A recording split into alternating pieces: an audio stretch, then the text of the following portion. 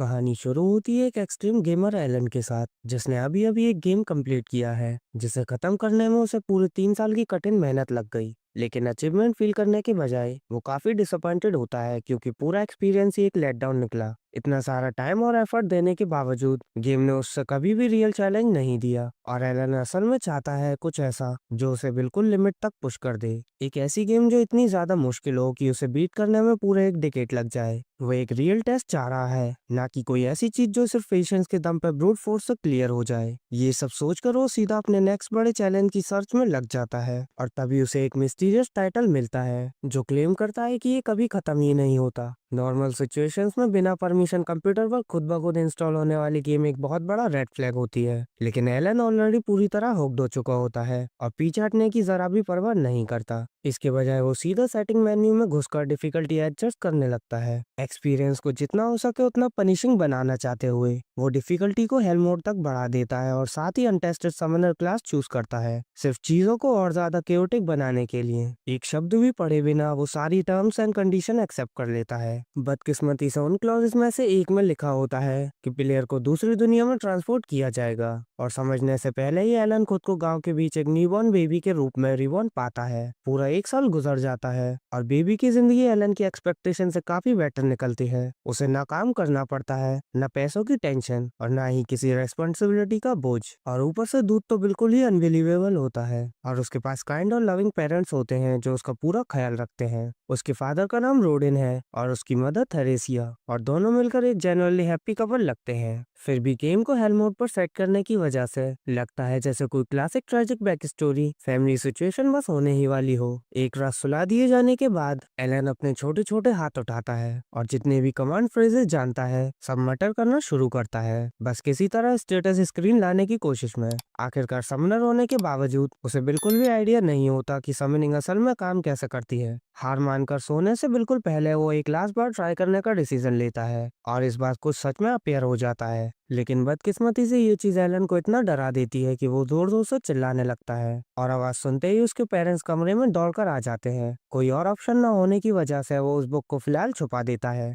उसे चेक करने और सब ठीक होने का यकीन करने के बाद उसके पेरेंट्स कमरे से निकल जाते हैं। जैसे ही वो जाते हैं एलन दोबारा बुक निकाल लेता है। पूरे 1 साल की कोशिश के बाद फाइनली अपने स्टेट्स देखकर उसे रिलीफ मिलता है और वो एक 1 ईयर ओल्ड समनर के लिए काफी सही लगते हैं। उसकी सारी समनिंग स्किल लोएस्ट ईयर पर होती है, लेकिन बुक एक्सप्लेन करती है जितना ज्यादा यूज करेगा उतनी इम्प्रूव होती जाएंगी। इसलिए एलन तुरंत टेस्ट करने का डिसाइड करता है और जितना वो समझ पाता है फिलहाल वो सिर्फ एच रैंक इंसेक्ट्स और 20 समन कर सकता है, जो सुनने में काफी रेडिकुलसली वीक लगता है। इसलिए वो किसी भी इम्प्रेसिव चीज की एक्सपेक्टेशन नहीं रखता। तब अचानक बुक मैसेज सेक्शन पर फ्लिप होती है और एलन रियलाइज करता है कि उसे वर्ल्ड के गॉड ऑफ क्रिएशन का लेटर मिला है। वो डेटी माफी मांगता है कि एलन की स्टेटस बुक बनने में इतना टाइम लगा और एक्सप्लेन करता है कि समनर क्लास अभी डेवलप हो रही थी, इसलिए सारे अप्रूवल्स क्लियर होने में पूरा 1 साल लग गया। एलन को माफी से कोई फर्क नहीं पड़ता, लेकिन ये सुनकर कि समनर क्लास लास्ट मिनट में जल्दी जल्दी बनाई गई वो एक्साइटेड हो जाता है। अगर इतनी जल्दी पुश की गई है तो डेफिनेटली कुछ बग्स बचे होंगे जिनसे वो छेड़छाड़ कर सकता है। पूरा पंप्ड होकर वो तुरंत टेस्ट करने का डिसीजन लेता है। वो एक इंसेक्ट समन करना चाहता है, लेकिन जल्दी ही उसे रियलाइज होता है कि उसे बिल्कुल भी पता नहीं होता कि समनिंग एबिलिटी एक्टिवेट कैसे करनी होती है। नॉर्मली वो सब रेडिट चेक करता या कोई क्विक ट्यूटोरियल देख लेता, लेकिन यहाँ इंटरनेट ही नहीं है, इसलिए उसे खुद ही फिगर आउट करना पड़ता है। कुछ मिनट सोचने के बाद एलन फाइनली समझ जाता है कि उसे पहले इंसेक्ट स्किल कार्ड बनाना पड़ेगा। वो ट्राई करता है और बिना किसी प्रॉब्लम के काम कर जाता है। अब वो फाइनली अपना इंसेक्ट समन करने के लिए रेडी होता है, लेकिन कुछ भी करने से पहले ही उसकी मदर दोबारा उसे चेक करने आ जाती है। कोई और चॉइस न होने की वजह से एलन जल्दी से फिर से सोने का नाटक करता है। अगले दिन जब उसके पेरेंट्स अपने यूजुअल काम में बिजी हो जाते हैं, एलन अपना ग्रिमोयर खोलता है और फाइनली ग्रास हॉपर समन करता है। कमरा तेज रोशनी से भर जाता है और पहले तो वो इसकी ब्यूटी से पूरी तरह मेस्मराइज हो जाता है। ये फीलिंग सिर्फ 1 सेकंड तक रहती है, जब तक एक मैसिव ग्रास ओवर सीधा उसके चेहरे पर आ लगता है और वो पूरी तरह फ्रीक आउट कर जाता है। थोड़ा शांत होने के बाद उसे रियलाइज होता है कि ये वही ग्रास ऑपर है जो उसने समन किया था, इसलिए वो उसे कमांड देने की कोशिश करता है। लेकिन बदकिस्मती से समन होने के बावजूद उसका दिमाग अभी भी एक ग्रास ऑपर का ही होता है और वो एलन की एक भी बात नहीं समझता। लेकिन पॉजिटिव साइड पर एलन डिस्कवर करता है कि इस जिसे समन करने से उसकी एजिलिटी और एंड्योरेंस स्टेट बूस्ट हो जाती हैं, जो उसे काफी खुश कर देता है। दुख की बात यह है कि उसकी एक्साइटमेंट उसकी मदर का अटेंशन ले लेती है और जैसे ही वो फ्लोर पर पड़े जायंट ग्रासहॉपर को देखती है, वो उसे तुरंत कुचल देती है, जिससे एलन पूरी तरह डिवास्टेटेड हो जाता है। अगले कुछ दिनों तक एलन अपनी इंसेक्ट समनिंग के साथ एक्सपेरिमेंट करता रहता है, लेकिन आखिरकार उसे बोर हो जाता है और वो बीस्ट समनिंग पर शिफ्ट होने का डिसाइड करता है। इस बार वो एक माउस समन करता है और बिल्कुल पहले की तरह बोको से सीधा उसके चेहरे पर लॉन्च कर देती है, लेकिन लक के लिए एलन इसके लिए रेडी होता है, इसलिए वो इस बार ज्यादा नहीं डरता। माउस के साथ भी स्टेट बूस्ट मिलते हैं, लेकिन वो अभी भी ज्यादा स्मार्ट नहीं होता, इसलिए प्रॉपर कन्वर्सेशन करना इम्पॉसिबल होता है। फिर भी उसकी एक स्किल होती है जिसका नाम स्करी है, और जब भी एलन उसे वो एबिलिटी यूज करने को कहता है, वो हर एक बार फॉलो करता है, लेकिन फिर भी वो स्किल खुद में काफी ज्यादा यूजलेस होती है। इसलिए एलन जल्दी ही रियलाइज करता है कि अगर उसे स्ट्रॉन्गर और ज्यादा यूजफुल क्रीचर्स समन करने हैं, तो पहले अपनी समनिंग एबिलिटीज को लेवल अप करना पड़ेगा। एलन का ग्रिमोयर रिवील करता है कि वो एक टाइम पर 10 समनिंग कार्ड स्टोर कर सकता है, और इससे भी अच्छी बात यह है कि हर समन के स्टेट बफ स्टैक हो जाते हैं। तो अगर वो 10 माउट कार्ड लोड करता है, तो उसे अटैक और एचपी दोनों में +10 बूस्ट मिलता है। सिर्फ इतना ही उसे एवरेज बेबी से काफी अलग ले जाता है, लेकिन सिस्टम को पूरी तरह ब्रेक करने और फुल ओवरपावर्ड होने के लिए उसे तेज स्पीड से लेवल अप करना पड़ेगा। नॉर्मली ये इतना पेन नहीं होता, लेकिन जीनियस एलन ने हेल मोड चूज किया है क्योंकि उसे लगा एक्स्ट्रा डिफिकल्टी मजा देगी। अब एक्सपीरियंस गेन करने में 100 टाइम्स ज्यादा टाइम लगता है, मतलब उसने ऑफिशियली खुद को एक हेलिस ग्रैंड फिस्ट में लॉक कर लिया है। उस दिन बाद रोडिन लड़खड़ाता हुआ घर वापस आता है, पूरा खून से भीगा होता है, लेकिन थैंकफुली ये खून उसका नहीं होता। उसने बस गांव के लोगों की मदद की होती है एक जायंट बोर को गिराने में। एलन की आंखें क्यूरियोसिटी से चमक उठती हैं, तो रोडन उसे दिखाने ले जाने का ऑफर देता है। बिना सोचे समझे एलन अपने डैड के कंधों पर चढ़ जाता है और दोनों हंटिंग ग्राउंड की तरफ निकल पड़ते हैं। एलन के लिए ये पहली बार होता है जब वो घर के बाहर की दुनिया देखता है, और वो हर नए सीन को पूरी तरह ऑब्जर्व करता है, लेकिन ये ट्रिप उसकी एक्सपेक्टेशन से काफी लंबी होती है और आखिरकार वो रोडिन की बाहों में सो जाता है। जब वो फाइनली बोर की डेड बॉडी के पास पहुंचते हैं, रोडिन उसे प्यार से जगाता है। एलन कुछ बार आके झपकाता है, फिर बिल्कुल जम जाता है। ये बोर बेहद ही ज्यादा बड़ा होता है, वो सोच भी नहीं पाता उसके डैड ने इतनी बड़ी चीज को मारने में मदद कैसे की। थोड़ी ही देर बाद पास के गांव वाले रोडन को वापस आते देखते हैं और चेयर में फट पड़ते हैं, उसे हीरो ऑफ द डे कहकर बुलाते हैं। एलन पूछता है कि क्या ये ग्रेट बोर वाकई इतना स्ट्रांग था, और गैडा एक्सप्लेन करता है कि ये सी रंग मॉन्स्टर क्लासिफाई होता है, नॉर्मली इसे गिराने के लिए लगभग 20 हंटर लगते हैं। तो हाँ, ये काफी बड़ी डील होती है। ये छोटी सी डिटेल एलन के दिमाग में बैठ जाती है, क्योंकि अब उसके पास मॉन्स्टर स्ट्रेंथ मेजर करने का एक सॉलिड बेंचमार्क होता है, लेकिन उस लेवल का कुछ समन करने का सपना देखने से पहले ही उसे एक चीज श्योर पता होती है, उसे पूरी तरह फोकस करके पागलों की तरह एक्सपी ग्राइंड करनी होगी। 10 नॉन स्टॉप महीनों की ग्राइंडिंग के बाद एलन फाइनली समनर के रूप में लेवल 2 हिट करता है, और साथ ही एक काफी सॉलिड अपग्रेड मिलता है। उसके स्टेट्स हर जगह से बूस्ट हो जाते हैं, और सबसे इम्पोर्टेंट बात, वो जी रैंक मॉन्स्टर समन और फ्यूज करने की एबिलिटी अनलॉक कर लेता है। जितना हाई पे उतना ही कैच भी है। फ्यूजन करने में काफी ज्यादा एमपी लगता है, इसलिए एलन जल्दी जल्दी डिनर खत्म करता है ताकि मैना रिफिल हो जाए, और रूम में भाग कर जाता है, लेकिन फिर से डिसअपॉइंटमेंट मिलती है। उसका ग्रिमोर साफ साफ बता देता है कि उसकी मैक्स एमपी अभी भी फ्यूजन ट्राई करने के लिए काफी नहीं है, तो फिर से वही ग्राइंड शुरू हो जाती है। फास्ट फॉरवर्ड करके जब एलन 3 साल का होता है, तब जाकर उसकी एमपी स्टेट इतनी हाई हो जाती है कि वो अपनी न्यू स्किल ट्राई कर सके।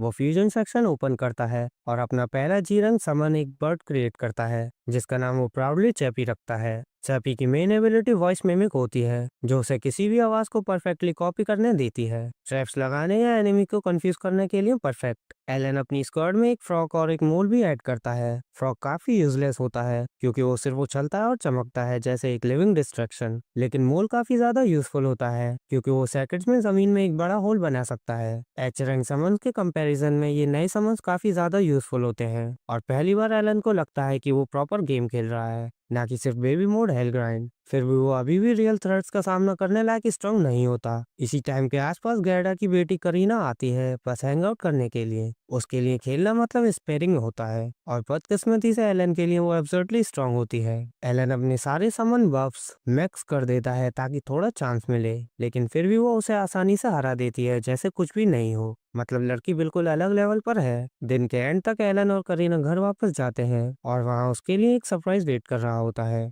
थेरेसा दोबारा प्रेग्नेंट हो जाती है, लगता है जब एलन लेवल ग्राइंड कर रहा था तब रोडेन और थेरेसा फैमिली को लेवल अप करने में बिजी थे। अब जब उनके लिए हैवी काम करना पॉसिबल नहीं रहा, एलन हार्वेस्ट में मदद करने का ऑफर देता है। आखिरकार अब अपने सबन बब्स के साथ उसके फिजिकल स्टेट अब लगभग एडल्ट के लेवल के हो चुके हैं, लेकिन उसके पेरेंट्स तुरंत उस आइडिया को रिजेक्ट कर देते हैं। वो उसे कहते हैं कि फिलहाल बस छोटे मोटे कामों तक ही लिमिटेड रहे और बचपन एंजॉय करे। रोडेन उसे याद दिलाता है कि असली जिम्मेदारियां जल्दी ही आ जाएंगी, इसलिए जब तक शांति है तब तक उसका मजा ले। पहले तो एलन थोड़ा डिसअपॉइंट हो जाता है जब उसे बताया जाता है कि वो हार्वेस्ट में मदद नहीं कर सकता, लेकिन फिर उसे एक बात समझ आती है, फार्म का काम बिल्कुल जानलेवा होता है। कोई भी पेरेंट अपने 3 साल के बच्चे से ऐसा बेक ब्रेकिंग काम करने की उम्मीद नहीं करेगा। ये समझकर वो पीछे हट जाता है और बात को छोड़ देता है। रोडिन को रिलीफ मिलता है अपने बेटे को इतना मेच्योर बिहेव करते देखकर, और सब नॉर्मल हो जाता है जब तक थेरेसा एक अजीब बात मेंशन नहीं करती जो उसने नोटिस की थी। वो कहती है कि उसने पहले एलन को बैकयार्ड में एक पेड़ पर पत्थर मारते हुए देखा था।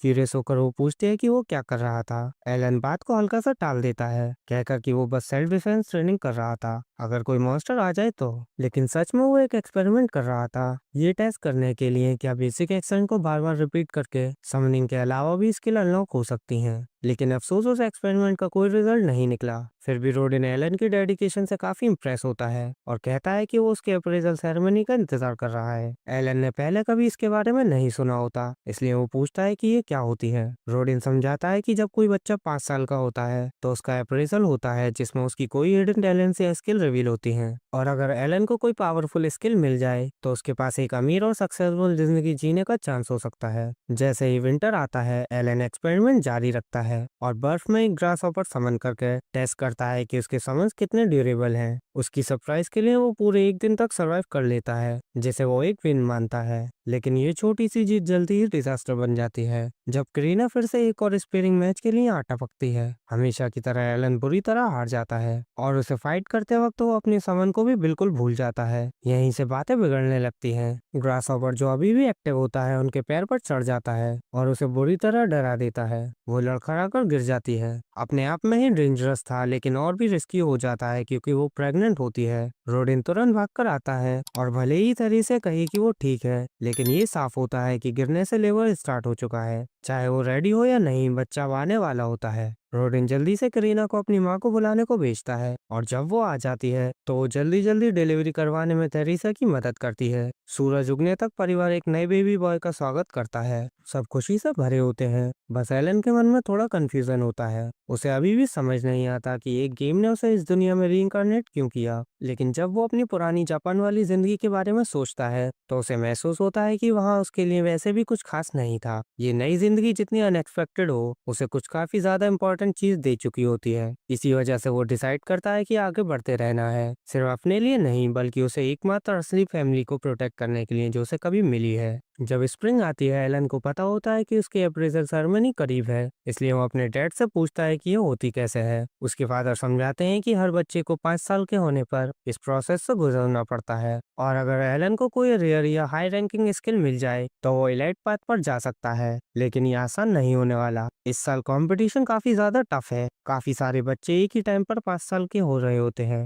जिसमें से करीना भी शामिल है। सब लोग कम्युनल डिस्ट्रिक्ट की तरफ जाते हैं जहाँ सेरेमनी होने वाली होती है, लेकिन जैसे जैसे वो चर्च के पास आते हैं एलन कुछ अजीब नोटिस करता है। बाकी ज्यादातर बच्चे काफी अच्छे कपड़ों में सज धज कर आए होते हैं, जबकि वो खुद लगभग फटे हुए कपड़ों में होता है। अब ध्यान देने पर उसे समझ आता है कि वो पैदा होने से ही ऐसे ही कपड़े पहनता आ रहा है। अगर ये कोई इंडिकेशन है तो उसकी फैमिली सोशल लेडर पर काफी नीचे है। फिर भी उसे ज्यादा फर्क नहीं पड़ता। जब वो चर्च पहुंचते हैं तो सब लोग उसके सामने बाहर जमा हो जाते हैं। कुछ प्रीस्ट बाहर आते हैं और एलन भीड़ में कुछ लोगों को गरीब फैमिली का मजाक उड़ाते हुए सुनता है, लेकिन प्रीस्ट को ये बिल्कुल पसंद नहीं आता। वो तुरंत उस बात को बंद करवा देते हैं और सबको याद दिलाते हैं कि डिवाइन ब्लेसिंग कभी डिस्क्रिमिनेशन नहीं करती, यहाँ तक कि एक गरीब किसान के बच्चे को भी लेजेंडरी स्किल मिल सकती है। इतना कहकर वो सबको सेरेमनी के लिए अंदर ले जाते हैं। जैसे ही एलन अंदर कदम रखता है वो ऑल्टर के पास 3 बड़े बड़े स्टैचू स्टैचूज नोटिस करता है। ये इस दुनिया के पूजे जाने वाले देवताओं को रिप्रेजेंट करते होंगे। उनमें से एक एल्मिया होती है, क्रिएशन की डेटी।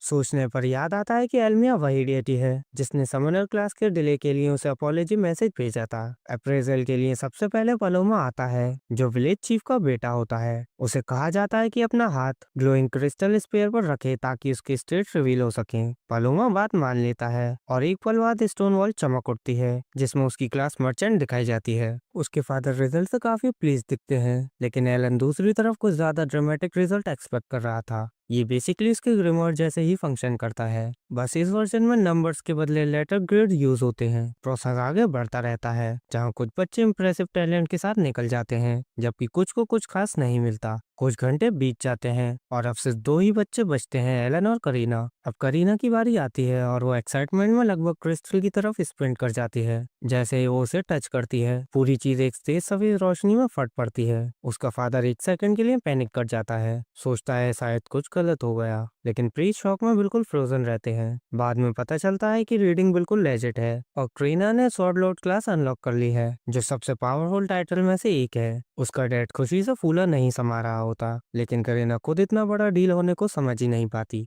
एलन इस अनाउंसमेंट से ज्यादा शॉक नहीं होता क्योंकि वो सालों से करीना से पिटता आ रहा है, इसलिए ये काफी सेंस बनाता है। लेकिन अब उसकी बारी आती है और प्रीस्ट उसे ऑल्टर के पास आने को कहता है। जब वो अपना हाथ क्रिस्टल वॉल पर रखता है, पहले कुछ नहीं होता, लेकिन फिर अचानक एक फ्लैश होता है और वो चीज उसे पीछे की तरफ उड़ा देती है। रोडिन तुरंत भागकर आता है, पहले चेक करता है कि एलन ठीक है या नहीं, फिर प्रीस्ट से पूछता है कि उसके बेटे को कौन सा टैलेंट मिला, क्योंकि रीडिंग उसकी स्ट्रॉन्ग पॉइंट नहीं है और क्रिस्टल ने इतना स्ट्रॉन्ग रिएक्ट किया था, इसलिए वो कुछ इनसे एक्सपेक्ट कर रहा था। लेकिन इसके बदले प्रीस्ट कहता है कि एलन के पास जीरो टैलेंट है। एलन बिल्कुल स्टन रह जाता है कि कोई चांस ही नहीं। उसे पूरे यकीन के साथ पता है कि उसके पास एक स्किल है, लेकिन जब वो बोर्ड की तरफ देखता है तो वो इस बात को कंफर्म कर देता है, हर एक स्टेट ई रैंक पर लॉक्ड होता है। वो पूरी तरह कन्विंस हो जाता है कि ये पूरा मैस एल्मिया की गलती है, जिसने समनर क्लास का कोड बिल्कुल बिगाड़ दिया है। इससे पहले ही वो ज्यादा पैनिक या स्पाइरल करे, रोडिन पीछे से उसे गले लगा लेता है ताकि शॉक थोड़ा कम हो जाए। वो नहीं चाहता कि एलन बिना टैलेंट के होने की वजह से टूट जाए। इसके बाद सब साथ में घर लौटते हैं और जो भी हुआ उसके बावजूद कोई भी उसे अलग तरह ट्रीट नहीं करता। एलन सच में अप्रिशिएट करता है कि उसकी फैमिली उसे सपोर्ट करती है, लेकिन अंदर ही अंदर उसे पता होता है ये नो टैलेंट वाली बात सच नहीं है। उसका ग्रिमोयर अभी भी बिल्कुल नॉर्मल काम करता है, जो उसे लगता है कि ई रैंक्स का ज्यादा लेना देना उसके हेल मोड पर अटके होने से है। बाकी सारे बच्चे उसके ही एज के होते हैं और शायद उनका एवोल्यूशन उनके लेवलिंग पोटेंशियल के बेसिस पर हुआ होता है। लेकिन एलन के केस में क्योंकि उसे एक लेवल गेन करने के लिए लिटरली 100 टाइम्स ज्यादा एक्सपी चाहिए होता है, इसलिए ये बात साइंस बनाती है कि उसके स्टेट गटर में अटके हुए हैं, चाहे उसकी असली स्टंट बोर्ड पर दिखाई गई स्टंट से काफी ज्यादा हो। ज्यादातर लोग ऐसी सिचुएशन में अपना दिमाग खो देते हैं, लेकिन एलन कोई कैजुअल नूब नहीं है जो बस फन के लिए खेल रहा हो। वो ब्रूटल ग्राइंड के लिए ही जीता है। फिर भी वो इस फीलिंग को इग्नोर नहीं कर पाता कि समनर क्लास के साथ कुछ सीरियसली गलत है, खासकर जब उसने अपने अप्रेजल के नीचे कुछ स्केची एरर कोड पॉपअप होते देखे।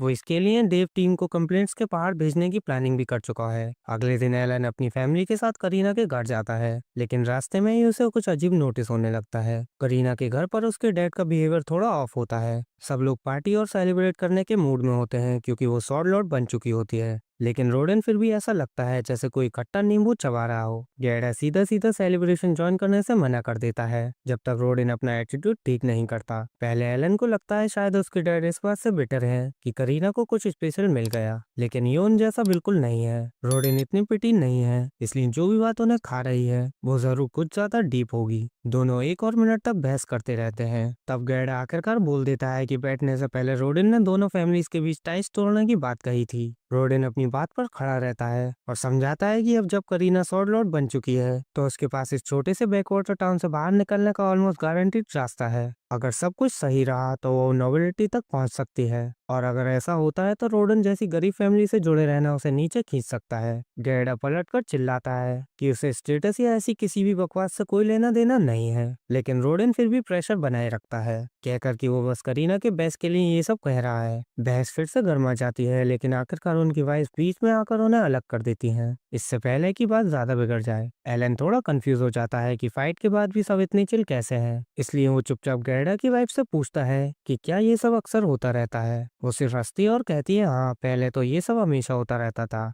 लेकिन बाद में हमेशा पैचअप हो जाता था। पता चलता है कि ये चारों बचपन से ही काफी क्लोज थे और इसी विलेज में पैदा हुए और बड़े हुए थे। लगभग 10 साल पहले जब नया सेटलमेंट बनाने की बात पहली बार सामने आई तो ये सब मिलकर आगे आए और फाउंडेशन बनाने में मदद की। उस टाइम के दौरान गैडा और रोडिन काफी ज्यादा क्लोज हो गए थे। ये सब याद करके उन्हें एहसास होता है कि आर्गुमेंट असल में कितना डम है। थोड़ी देर बाद एक मैसेज आता है कि नाइट ऑर्डर ने करीना में इंटरेस्ट दिखाया है और वो लोग यहाँ आ रहे हैं। एलन को लगता है कि उसके स्वॉर्ड लॉर्ड क्लास की खबर जंगल की आग की तरह फैल चुकी होगी। ये ऑब्वियसली एक अच्छी बात है क्योंकि आखिरकार उसे वो रिकॉग्निशन मिल रही है जो वो डिजर्व करती है। लेकिन गैडा फिर भी थोड़ा अनईजी रखता है क्योंकि वो अभी नाइटहुड के लिए साइन अप करने के लिए काफी छोटी है। तब अचानक अप्रेजल सेरेमनी का एक बच्चा जिसे डिसेंट सा टैलेंट मिला था बकवास बोलना शुरू कर देता है। वो एलन के पास आता है और कहता है कि वो यहाँ बिलोंग नहीं करता। उसे टैलेंटलेस रिजेक्ट बोलता है, लेकिन एलन को बिल्कुल भी फर्क नहीं पड़ता। उसके पास अभी भी अपनी समनर पावर्स हैं, इसलिए इस लूजर के ओपिनियन का कोई मतलब ही नहीं। लेकिन करीना ये बात बर्दाश्त नहीं करती कि कोई भी उसके बेस्ट फ्रेंड के बारे में बकवास बात नहीं करेगा। वो आगे बढ़ती है और उस पंख को पीछे हटने को कहती है और प्रोसेस में उसकी उंगली लगभग काट ही देती है।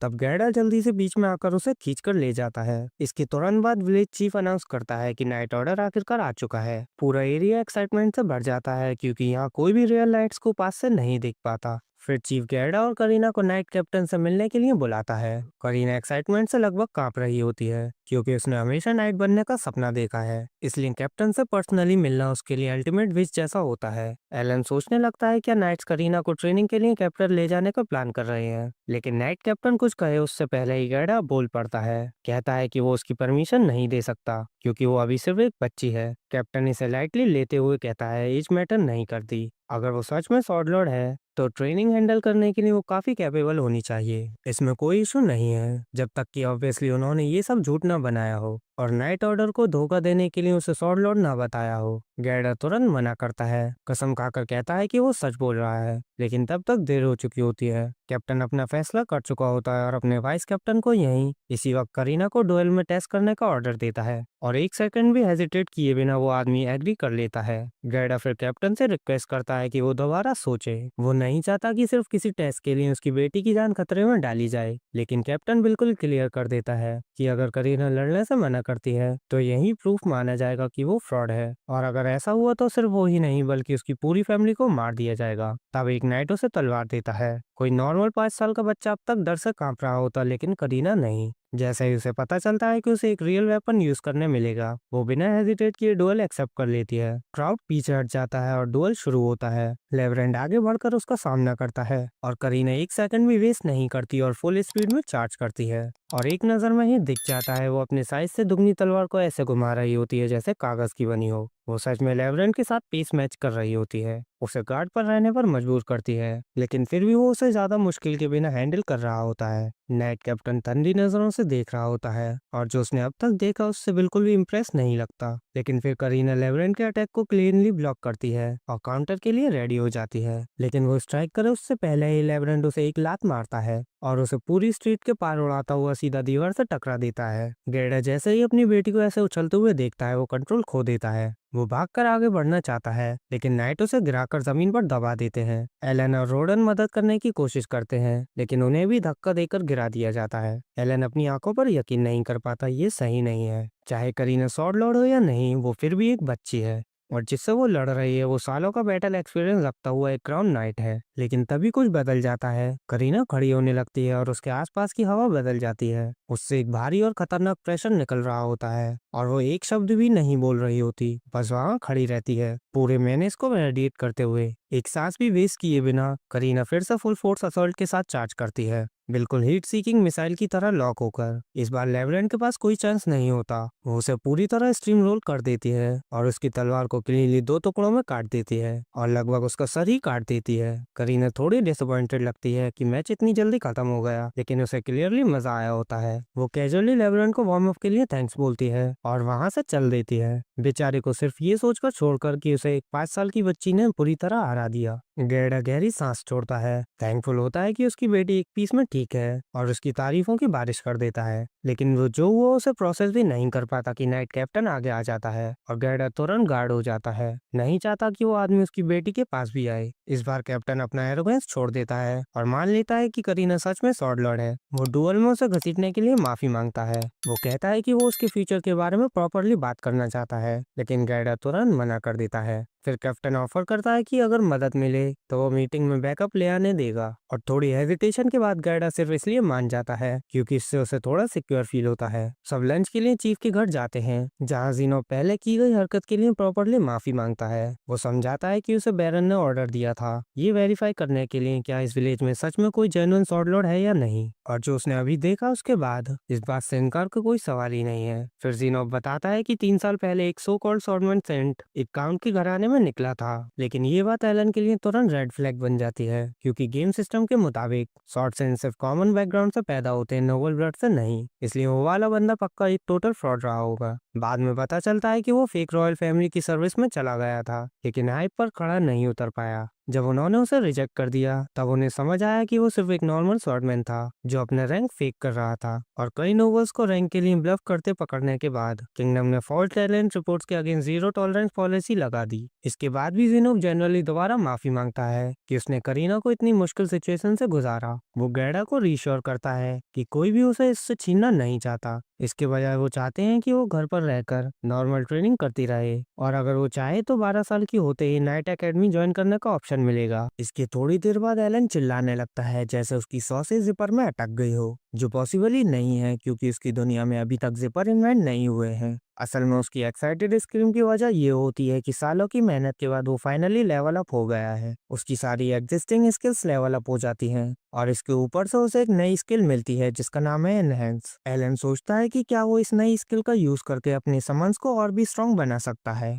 इसी सोच के साथ उसे नोटिस होता है कि अब वो एप रैंक क्रीचर्स क्रिएट और समन कर सकता है। उसे ये ऑलरेडी एक्सपेक्ट था और वो सोचता है कि जो क्रीचर्स पहले से मौजूद हैं उन्हें फ्यूज करके वो कौन से नए क्रीचर्स बना सकता है। वो दुलू लैंड में कदम रखता है और अपने इस पिटीफुल लेवल पर ड्रैगन समन करने की विश करता है और फिर बाकी इंप्रूवमेंट्स चेक करने लगता है। उसे पता चलता है कि अब उसको ग्रिमॉयर 30 क्रीचर कार्ड तक होल्ड कर सकता है, जिससे उसे 50% ज्यादा बूस्ट मिलता है जो वो क्रीचर समन करके पाता है। हालांकि उसे रियलाइज होता है कि वो काफी स्लोली प्रोग्रेस कर रहा है क्योंकि लास्ट लेवल अप को 2 साल हो चुके हैं, लेकिन फिर भी वो ज्यादा नहीं सोचता उस क्रेटर के बारे में जो उसने रोज पेड़ पर पत्थर मार मार के बना दिया है। दूसरी तरफ उसकी माँ फिर से प्रेग्नेंट होती है और एलन अब घर के काम में मदद करता है। उसके पेरेंट्स सोचने लगते हैं कि इस बार लड़का होगा या लड़की, और उनकी होप होती है कि लड़की हो ताकि माँ उसका नाम रख सके। तभी एलन को नोटिस होता है कि उसकी माना फिर से फुल हो गया है और वो अपना ग्रिमोर खोलता है जिसमें उसे क्रिएशन गॉड एल्मिया की तरफ से एक लेटर मिलता है। वो गॉड का नाम जोर से बोल देता है जिससे उसके डैड उसे डांटते हैं और कहते हैं कि भगवान का नाम बेकार में मत लिया करो। एलन पूरा लेक्चर सुनना नहीं चाहता इसलिए सबका ध्यान भटका देता है, ये कहकर कि रोडन के हाथ पर जो पुराना स्कार था वो गायब हो गया है। रोडन उसे बताता है कि ये इसलिए हुआ क्योंकि बोरान के दौरान उसने ट्रायल ऑफ गॉड्स पास किया था। एलन इस बारे में क्यूरियस हो जाता है और रोडन एक्सप्लेन करता है कि ट्रायल ऑफ गॉड्स एक स्पेशल इवेंट होता है जो कभी कभी हंटिंग के वक्त होता है। इसमें उन्हें अचानक से एनर्जी का बर्स्ट फील होता है और उनकी सारी वाउंड्स बिल्कुल हील हो जाती हैं। एलन को रियलाइज होता है कि उसके डैड जो डिस्क्राइब कर रहे हैं वो असल में लेवलिंग अप का ही प्रोसेस है, बस इस दुनिया के एनपीसी इसे ट्रायल ऑफ गॉड्स कहते हैं। वो सोचता है कि उसके डैड का लेवल काफी हाई होगा क्योंकि वो एक वेटरन बोर हंटर हैं और उनके कंपैरिजन में वो अभी भी लेवल 1 पर अटका हुआ है, चाहे उसकी समनिंग स्किल 2 बार लेवल अप हो चुकी हो। एलन जानता है कि लेवल अप करने के लिए मॉन्स्टर का हंट करना जरूरी है, लेकिन प्रॉब्लम ये है कि हंटिंग के अलावा सर्फ्स को बिना परमिशन अपनी विलेज छोड़ने की इजाजत नहीं होती। इसलिए वो अपना आइडिया सॉफ्टली लॉन्च करता है और कहता है कि काश वो हंटिंग पर जा सकता। रोडन तुरंत उसकी बात काट देता है और कहता है कि हंटिंग एक बहुत डेंजरस एक्टिविटी है और बच्चों को फॉरेस्ट के पास भी नहीं जाना चाहिए। एलन इससे काफी डिसअपॉइंटेड हो जाता है, लेकिन उस रात बाद में वो चेक करने का फैसला करता है कि देव ने उसे लेटर में क्या भेजा है। जैसे उसने एक्सपेक्ट किया था, गॉड्स ने वो टैक्स ग्लिचेस फिक्स कर दिया होता है जिसमें अप्रेजल सेरेमनी के वक्त ब्लैक मॉन्यूमेंट पर उसका समनर क्लास डिस्प्ले नहीं हो रहा था। सिर्फ इतना ही नहीं, गॉड्स ने ऑफिशियली पॉप को एक डिवाइन ओरेकल भेजा होता है ताकि वो इस नए जॉब क्लास के बारे में अवेयर रहे और अब फ्यूचर में ये प्रॉपरली डिस्प्ले होगा। इसके अलावा उन्होंने उस इशू को भी एड्रेस कर दिया होता है जिसमें एलन की सारी स्किल्स ई रैंक पर स्टक थी। क्योंकि normal calculation method growth rate का यूज करके पोटेंशियल कैलकुलेट करता है। गॉस ने उसे एक स्पेशल पोटेंशियल डिस्प्ले पेज भेजा होता है जो ग्रोथ स्पीड पर डिपेंड नहीं करता। एलन उसे चेक करता है और पाता है कि अटैक और एंड्योरेंस के अलावा उसके ऑलमोस्ट सारे स्टेट्स काफी हाई हैं। उसके पास माना और इंटेलिजेंस में एस रैंक होता है, जो एक समनर के लिए बिल्कुल लॉजिकल है, लेकिन क्योंकि उसने हेल मोड चूज किया है, अपने फुल पोटेंशियल तक पहुंचना लगभग इम्पॉसिबल होगा। फिर भी एलन ग्राइंडिंग से कभी नहीं डरता और वो तुरंत अपनी इनहेंस स्किल को एक ग्रासहॉपर मॉन्स्टर पर ट्राई करने का डिसाइड करता है। वो पाता है कि ये स्किल उसके समन क्रीचर्स के स्टेट को बूस्ट करती है, लेकिन उसके खुद के स्टेट पर कोई इफेक्ट नहीं होता। वो बूस्टेड ग्रासहॉपर समन करता है जो एक सेकंड के लिए गोल्डन ग्लो करता है, लेकिन तभी उसकी माँ आ जाती है और उसे पैर के नीचे कुचल देती है। अगले दिन रोडन हंटिंग के लिए निकल जाता है और एलन घर के काम खत्म करने के बाद अपने एक्सपेरिमेंट शुरू करता है। वो एग्जिस्टिंग क्रीचर्स के सारे कॉम्बिनेशन ट्राई करता है नए क्रीचर्स बनाने के लिए, लेकिन सक्सेस सिर्फ तब मिलती है जब वो बग्स को बर्ड के साथ फ्यूज करता है। रिजल्ट किसी तरह एक ग्रास टाइप क्रीचर होता है और ये लॉजिक गोकू और लोफी दोनों को मिलाकर भी ज्यादा स्टूपिड लगता है। एनीवे एलन एक्साइटेड होता है ये देखने के लिए कि ग्रास टाइप समन उसे कौन से बफ्स देता है। वो सुपर हैप्पी हो जाता है जब उसे पता चलता है कि उसकी माना कैपेसिटी बूस्ट करता है, जिससे वो और ज्यादा समन और फ्यूजन कर सकता है। एलन और भी एक्साइटेड हो जाता है और तुरंत क्रीचर समन करता है जो एक एप्पल होता है जिसके आर्म्स और लेग्स स्टिक जैसे होते हैं। एलन को रियलाइज होता है कि ये लिविंग एप्पल कॉम्बैट के लिए बिल्कुल भी नहीं बना है और वो चेक करता है कि इसकी स्पेशल एबिलिटी का नाम अरोमा है। वो एप्पल को कमांड देता है कि एबिलिटी यूज करे और वो अचानक जमीन के अंदर धंस जाता है और फिर एक लंबा सा सैपलिंग उगाता है जो बहुत स्वीट स्मेल करता है। एलन सोचता है कि ये काफी बेकार एबिलिटी है, लेकिन उसकी माँ को वो अरोमा बहुत पसंद आता है, इसलिए वो सैपलिंग को वहीं रहने देता है। बाद में करीना फिर से एलन के साथ प्रैक्टिस करने आती है और हमेशा की तरह उसकी काफी बुरी तरह से पिटाई होती है, लेकिन फिर भी वो नोटिस करती है कि एलन थोड़ा बेटर हो गया है। एलन जानता है कि इसके पीछे उसकी स्वॉर्ड मास्टरी स्किल है जो करीना के साथ रोज प्रैक्टिस करते करते लेवल 3 तक पहुंच चुकी है। इसके ऊपर से उसे अपने समन क्रीचर से भी एक्स्ट्रा स्टेट मिल रहे होते हैं। उसके जाने के बाद एलन अपने बैकयार्ड में पेड़ पर पत्थर फेंकने लगता है और मेंटली बहुत बर्नआउट फील करता है क्योंकि उसने अभी तक एक भी बार लेवल अप नहीं किया है। उसे अपने छोटे भाई मैश का भी ध्यान रखना होता है और घर के काम में मदद करनी होती है क्योंकि उसकी माँ विलेज के लिए और ज्यादा वर्कर्स बनाने में बिजी है और उसे लगता है कि पत्थर फेंकने वाली ट्रेनिंग बिल्कुल वर्थ इट नहीं है। उसने एप्पल ट्री सैपलिंग का एक छोटा सा पैच भी बना लिया होता है क्योंकि उनकी स्वीट स्मेल माना रिकवरी टाइम को 6 घंटे कम कर देती है। रात को बाद में एलन और उसकी माँ ईगरली रॉर्डन के घर लौटने का वेट करते हैं और थोड़ा घबरा जाते हैं क्योंकि आज उसका इतनी जल्दी वापस आना एक्सपेक्टेड नहीं था। अचानक उन्हें घर के बाहर शोर सुनाई देता है और वो देखते हैं कि विलेजर्स एक वुडन बोर्ड पर इंजर्ड रोडन को उठाकर ला रहे हैं। एलन और उसकी माँ तुरंत बाहर भागते हैं और विलेजर्स की मदद करते हैं रोडन को घर के अंदर लाने में। रोडन बहुत बुरी तरह से इंजर्ड होता है और उसके पेट पर एक बड़ा सा घाव होता है। गैडा बताता है कि रोडन के पेट में सीधा बोर का फैंग घुस गया था और अगर उनके पास एक रेयर मेडिकल हर्ब नहीं होता तो वो घर पहुंचने से पहले ही मर चुका होता। उसकी माँ पूछती है कि उनके पास वो मेडिसिनल हर्ब कैसे आई और गैडा बताता है कि नाइट कैप्टन ने दूसरे दिन करीना के साथ अपने बिहेवियर के लिए अपॉलॉजी के तौर पर उसे कुछ गोल्ड कॉइन्स दिए थे और उन्हीं कॉइन्स से उसने ये हर्ब्स खरीदे थे। बाकी विलेजर्स अचानक कन्वर्सेशन में ज्वाइन हो जाते हैं, कहते हुए कि रॉडन के इंजर्ड होने की जिम्मेदारी कमनर्स की है और वो इस मैटर को अपने तरीके से सेटल करने के लिए तैयार है। तभी मैच शोर सुनकर वहां आ जाता है और रोने लगता है, इसलिए एलन उसे वापस अंदर ले जाकर सुला देता है। गैडा भी विलेजर्स को कहता है कि थोड़ा रेस्ट करें और किसी भी तरह की लड़ाई शुरू ना करें जब तक वो अपने बेस्ट फ्रेंड पर नजर रखेगा। एलन गैडा के पास जाता है और धीरे से पूछता है कि क्या वाकई उसके डैड के इंजर्ड होने के ब्लेम किसी कमनर पर है और गैडा हाँ में जवाब देता है। वो बताता है कि कुछ दिन पहले विलेज चीफ ने उनसे कहा था कि कमनर्स को भी बोर हंट में इंक्लूड करें क्योंकि बोर मीट बहुत प्रीशियस होता है। हालांकि इसके ज्यादा हिस्सा बैरन के पास चला जाता है, लेकिन बचा हुआ मीट हंटर्स के बीच बांट दिया जाता है। कमनर्स सिर्फ एसेंशियल आइटम के बदले मीट ट्रेड करके ही पा सकते हैं और वो कभी भी बोर हंट्स के लिए वॉलंटियर नहीं करते क्योंकि वो ढेर सारे विम्स होते हैं जो जानते हैं कि वो एक जाइंट मॉन्स्टर को हैंडल नहीं कर सकते। लेकिन इस बार सिचुएशन अलग थी क्योंकि नाइट कैप्टन जिनोक को रॉडन को हीरो बोलते हुए सुनने के बाद उन्हें लगा कि रॉडन के साथ होने पर कमनर्स सेफ रहेंगे। गैडा कहता है कि ना तो वो और ना ही रॉडन कमनर्स को हंट में लाने के फेवर में थे, लेकिन वो चीफ के ऑर्डर को मना नहीं कर सकते थे। सिचुएशन और भी बुरी तब हो गई जब काफी कमनर्स ने प्रैक्टिस को सीरियसली ही नहीं लिया क्योंकि वो उन सब से ट्रेनिंग लेना नहीं चाहते थे जो उनसे लोअर सोशल क्लास के थे। फिर हंट के दिन कमनर्स को ये काम दिया गया कि वो बोर का ध्यान भटकाएं जब बाकी सब लोग अटैक करें, लेकिन उनमें इतनी हिम्मत भी नहीं थी कि वो ये काम कर पाएं और वो अपने वेपन्स गिराकर भाग गए।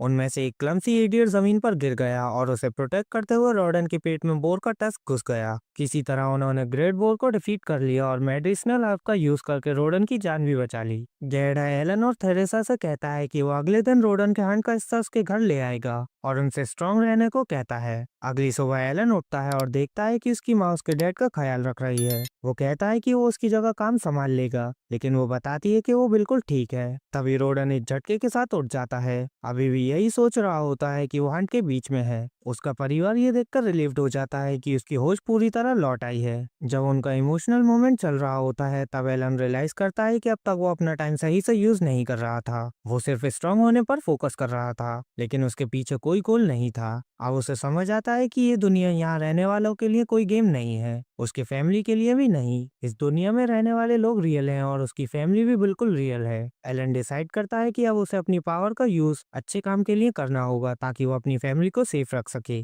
खासकर तब जब उसके डैड कुछ टाइम तक मूव नहीं कर पाएंगे। तभी गैडा वहाँ रोडन के हंट का हिस्सा लेकर आता है और उसे रोडन को होश में देखकर खुशी होती है। गैडा रोडन से कहता है कि वो किसी बात की चिंता ना करे और सिर्फ ठीक होने पर फोकस करे, क्योंकि बाकी विलेजर्स इस विंटर उसकी फैमिली के लिए काम संभाल लेंगे। अचानक एलन बोल पड़ता है और अपने डैड से उनके कामों को संभालने की परमिशन मांगता है ताकि वो अपनी फैमिली की मदद कर सके। वो उसी दिन काम शुरू कर देता है। सबसे पहले वेल से पानी निकालकर फिर भारी बकेट्स उठाता है, जिसे इवन एडल्ट्स भी मुश्किल से उठा पाए। सब लोग शॉक्ड हो जाते हैं ये देखकर कि एलन कितना अलग बना हुआ लगता है, लेकिन असल में उसने बस अपनी सारी लिमिट्स हटा दी होती हैं। उसने अपनी समझ के थ्रू अपनी फिजिकल स्ट्रेंथ को मैक्स आउट कर लिया होता है, क्योंकि इसी से वो अपनी फैमिली की सबसे ज्यादा मदद कर सकता है। और उसे इस बात की भी टेंशन नहीं होती कि लोग उस पर ध्यान देंगे, क्योंकि उनके पास ऑलरेडी करीना होती है जो बाहरी दुनिया का ध्यान भटका सकती है। अपने घर पानी डिलीवर करने के बाद वो खेतों में जाता है गैडा से पोटैटो हार्वेस्ट करना सीखने। गैडा उसे कहता है कि पोटैटोस निकालने के लिए दोनों हाथों का यूज करे, लेकिन एलन शो ऑफ करते हुए सिर्फ एक हाथ से पूरा बंच खींच लेता है।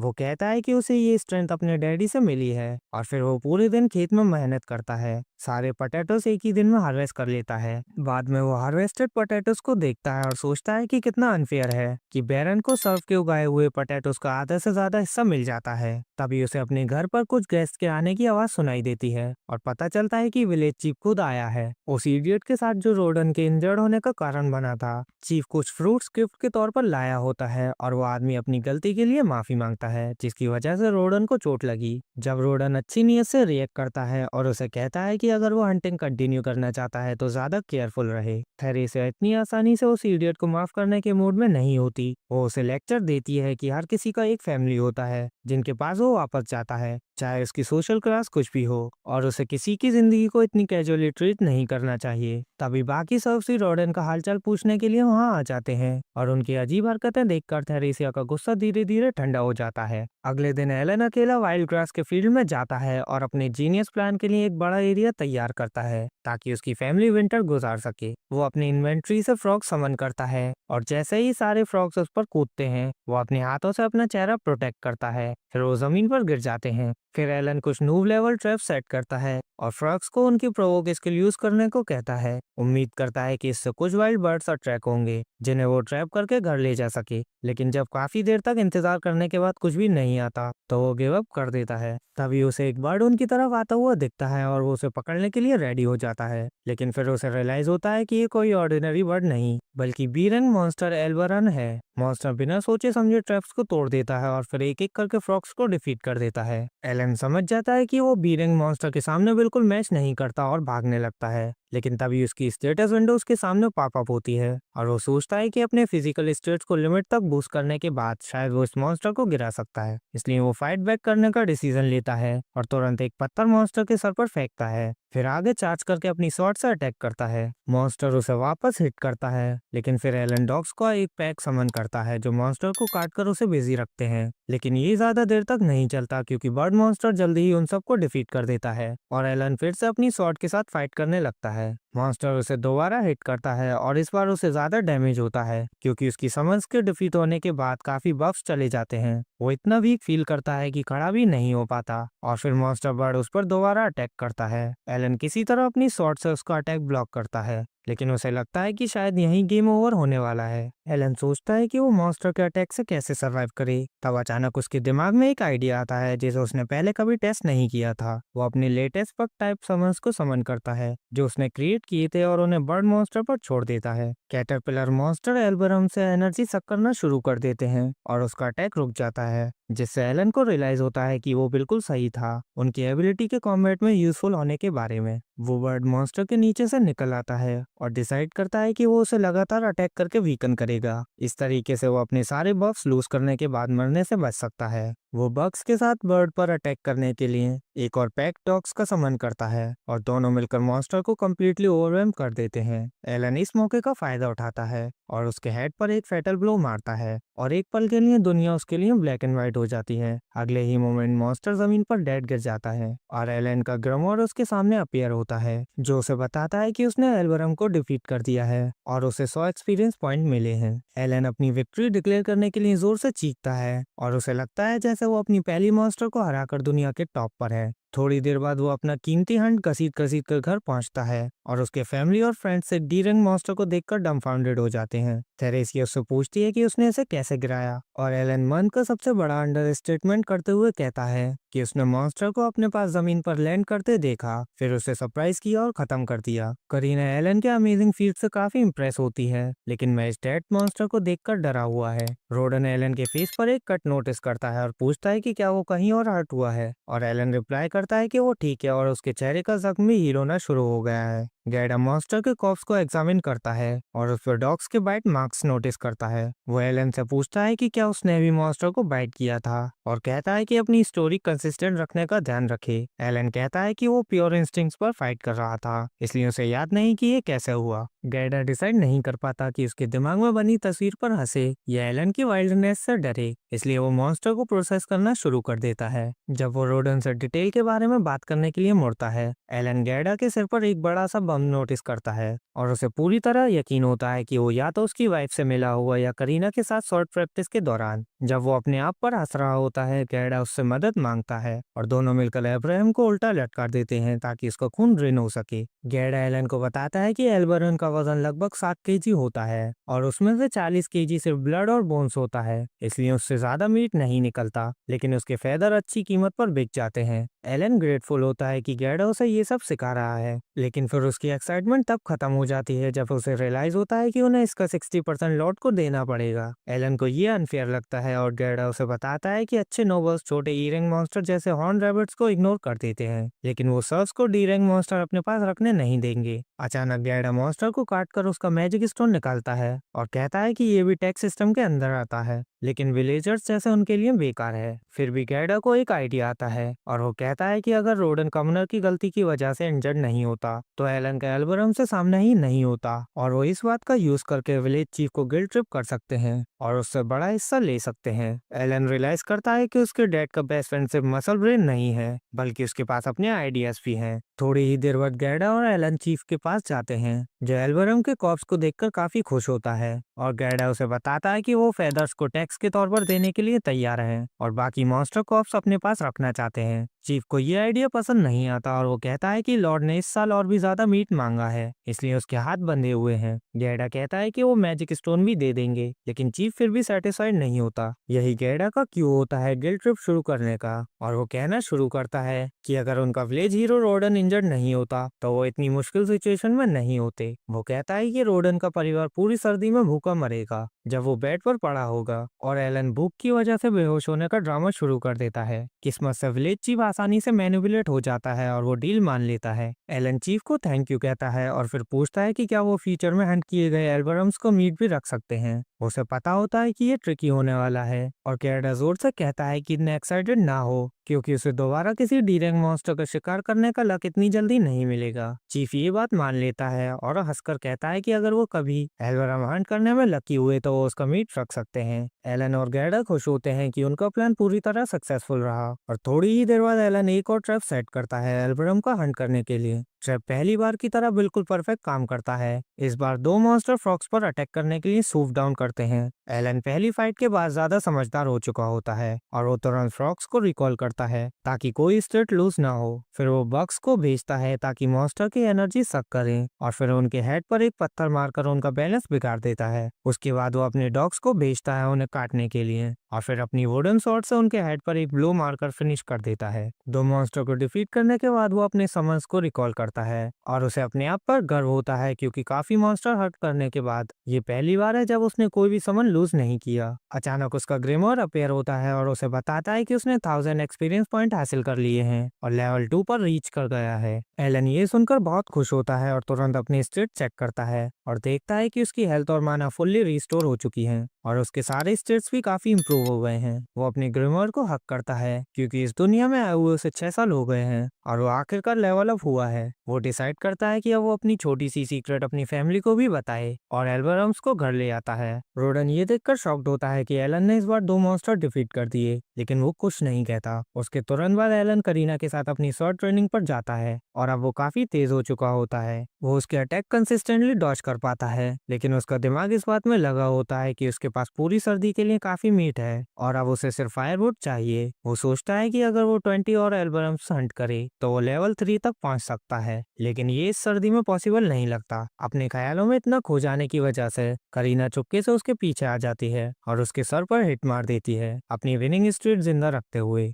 उस रात बाद में एलन अपने पेरेंट्स से बात करता है और उनसे कहता है कि अपनी सीट बेल्ट्स टाइट कर लें क्योंकि उसकी कहानी उन्हें एक इमोशनल रोलर कोस्टर पर ले जा सकती है। वो कहता है कि जब वो 1 साल का था तब उसे गॉड एल्मिया से एक ओरेकल मिला था जिसमें कहा गया था कि वो उसे पावर और विजडम देंगे। वो अपने पेरेंट्स को बताता है कि इसी वजह से वो एवरेज लोगों से ज्यादा स्ट्रांग और स्मार्ट है, लेकिन गॉड ऑफ क्रिएशन ने उसे एक बड़ा हैंडीकैप भी दिया था, कहकर कि उसे ऐसे चैलेंजेस फेस करने होंगे जो 100 लोग मिलकर भी ओवरकम नहीं कर सकते और उसे अपनी स्ट्रेंथ और विजडम का यूज करके उन्हें पार करना होगा। थेरेस ये सुनकर शॉक हो जाती है और गॉड से पूछने लगती है कि उसने उसके बच्चे को इतनी कठिन ऑर्डर्स क्यों दिए। रोडन दूसरी तरफ रिमार्क करता है कि एलन ने आज शायद एक ट्रायल पास किया है क्योंकि उसके चेहरे का जख्म हील हो चुका है। एलन को तब जाकर ये बात रियलाइज होती है और रोडन उसे बताता है कि वो जानता है कि गॉड्स के ट्रायल को ओवरकम करना कैसा होता है। अचानक थेरेसिया पूछती है कि अप्रेजल सेरेमनी के वक्त एलन के पास कोई टैलेंट क्यों नहीं था और वो एक्सप्लेन करता है कि उसे एल्मिया से इस बारे में एक और ओरेकल मिला था। रोडन उसे डांटता है और कहता है कि भगवान का नाम पूरी रेस्पेक्ट के साथ लिया करे और एलन माफी मांग लेता है और फिर आगे बोलता है। वो कहता है कि उसकी जॉब क्लास अप्रेजल सेरेमनी में दिखाने के लिए काफी नई थी और उसके स्टेट इसलिए लो थे क्योंकि नॉर्मल मेथड ग्रोथ रेट पर डिपेंड करता है जो उसके हैंडीकैप की वजह से स्लो हो गया है। उसके पेरेंट अब उसके टैलेंट को लेकर क्यूरियस हो जाते हैं,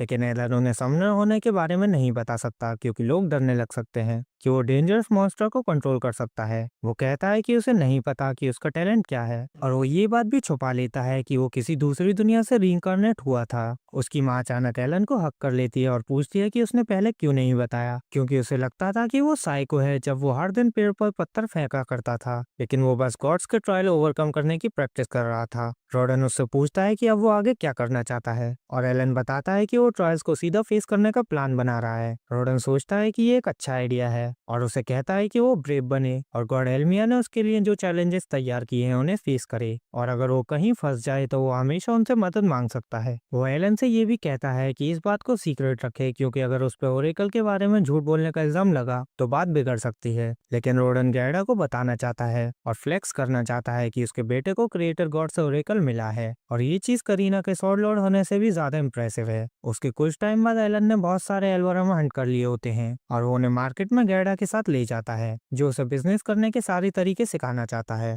गैडा उसे बताता है कि उनका बुर हंट भी सक्सेसफुल रहा क्योंकि कमनर्स के बिना उन्हें कोई प्रॉब्लम नहीं हुई। एलन उससे सर्फ्स और कमनर्स के बीच का डिफरेंस पूछता है और गैडा बताता है कि उनका सोशल स्टेटस अलग होता है और कमनर्स 60% टैक्स नहीं देते जैसे सर्फ्स देते हैं। उसके बदले वो हर एडल्ट के लिए 3 गोल्ड कॉइन्स और हर चाइल्ड के लिए 1 गोल्ड कॉइन सालाना टैक्स के रूप में देते हैं। एलन इस बात से इंटीग्रेट हो जाता है और अपना मेन सवाल पूछता है कि सब कमनर कैसे बन सकते हैं। गैडा रिप्लाई करता है कि उन्हें अपनी फैमिली के हर मेंबर के लिए लिए 10 गोल्ड कॉइन्स ट्रिब्यूट के तौर पर देने पड़ते हैं, या फिर लॉर्ड खुद उन्हें प्रमोशन दे सकता है। एलन रियलाइज करता है कि क्योंकि उसकी माँ लगातार बच्चे पैदा कर रही है, उसे जल्दी ही 50 गोल्ड कॉइन्स कमाने होंगे, वरना अगले साल ये अमाउंट 60 हो जाएगा। जल्दी ही वो लोग एक ट्रेडिंग कंपनी जाते हैं और ड्राइड मॉन्स्टर मीट के बदले एक शॉट लेते हैं। उसके बाद गैडा एलन को अलग अलग दुकानों में ले जाता है, जहाँ वो डिफरेंट आइटम्स को एक्सचेंज रेट सीखता है। अगली बार एलन अकेला मार्केट जाता है और रिसर्च शुरू करता है कि अगर वो चीजें पैसों से खरीदे तो उनकी प्राइस कितनी होगी। थोड़ी रिसर्च के बाद उसे पता चलता है कि एल्बरम जर्की का एक पैकेट एक सिल्वर कॉइन में बिकता है, और अगर उसे 50 गोल्ड कॉइन्स कमाने हैं तो उसे 500 एल्बरम हंट करने पड़ेंगे। वो इस ग्राइंड के बारे में सोचना बंद कर देता है और एक मेडिकल स्टोर जाता है और माना रिकवरी पोशंस के बारे में पूछता है। शॉपकीपर रिप्लाई करता है कि उनकी चीप स्टोर में इतना फैंसी सामान नहीं रखा जाता, और एलन डिसाइड करता है कि वो बाकी मेडिसिनल हर्ब्स देखेगा और उनके स्केचेस अपने ग्रिमर में ड्रॉ करेगा।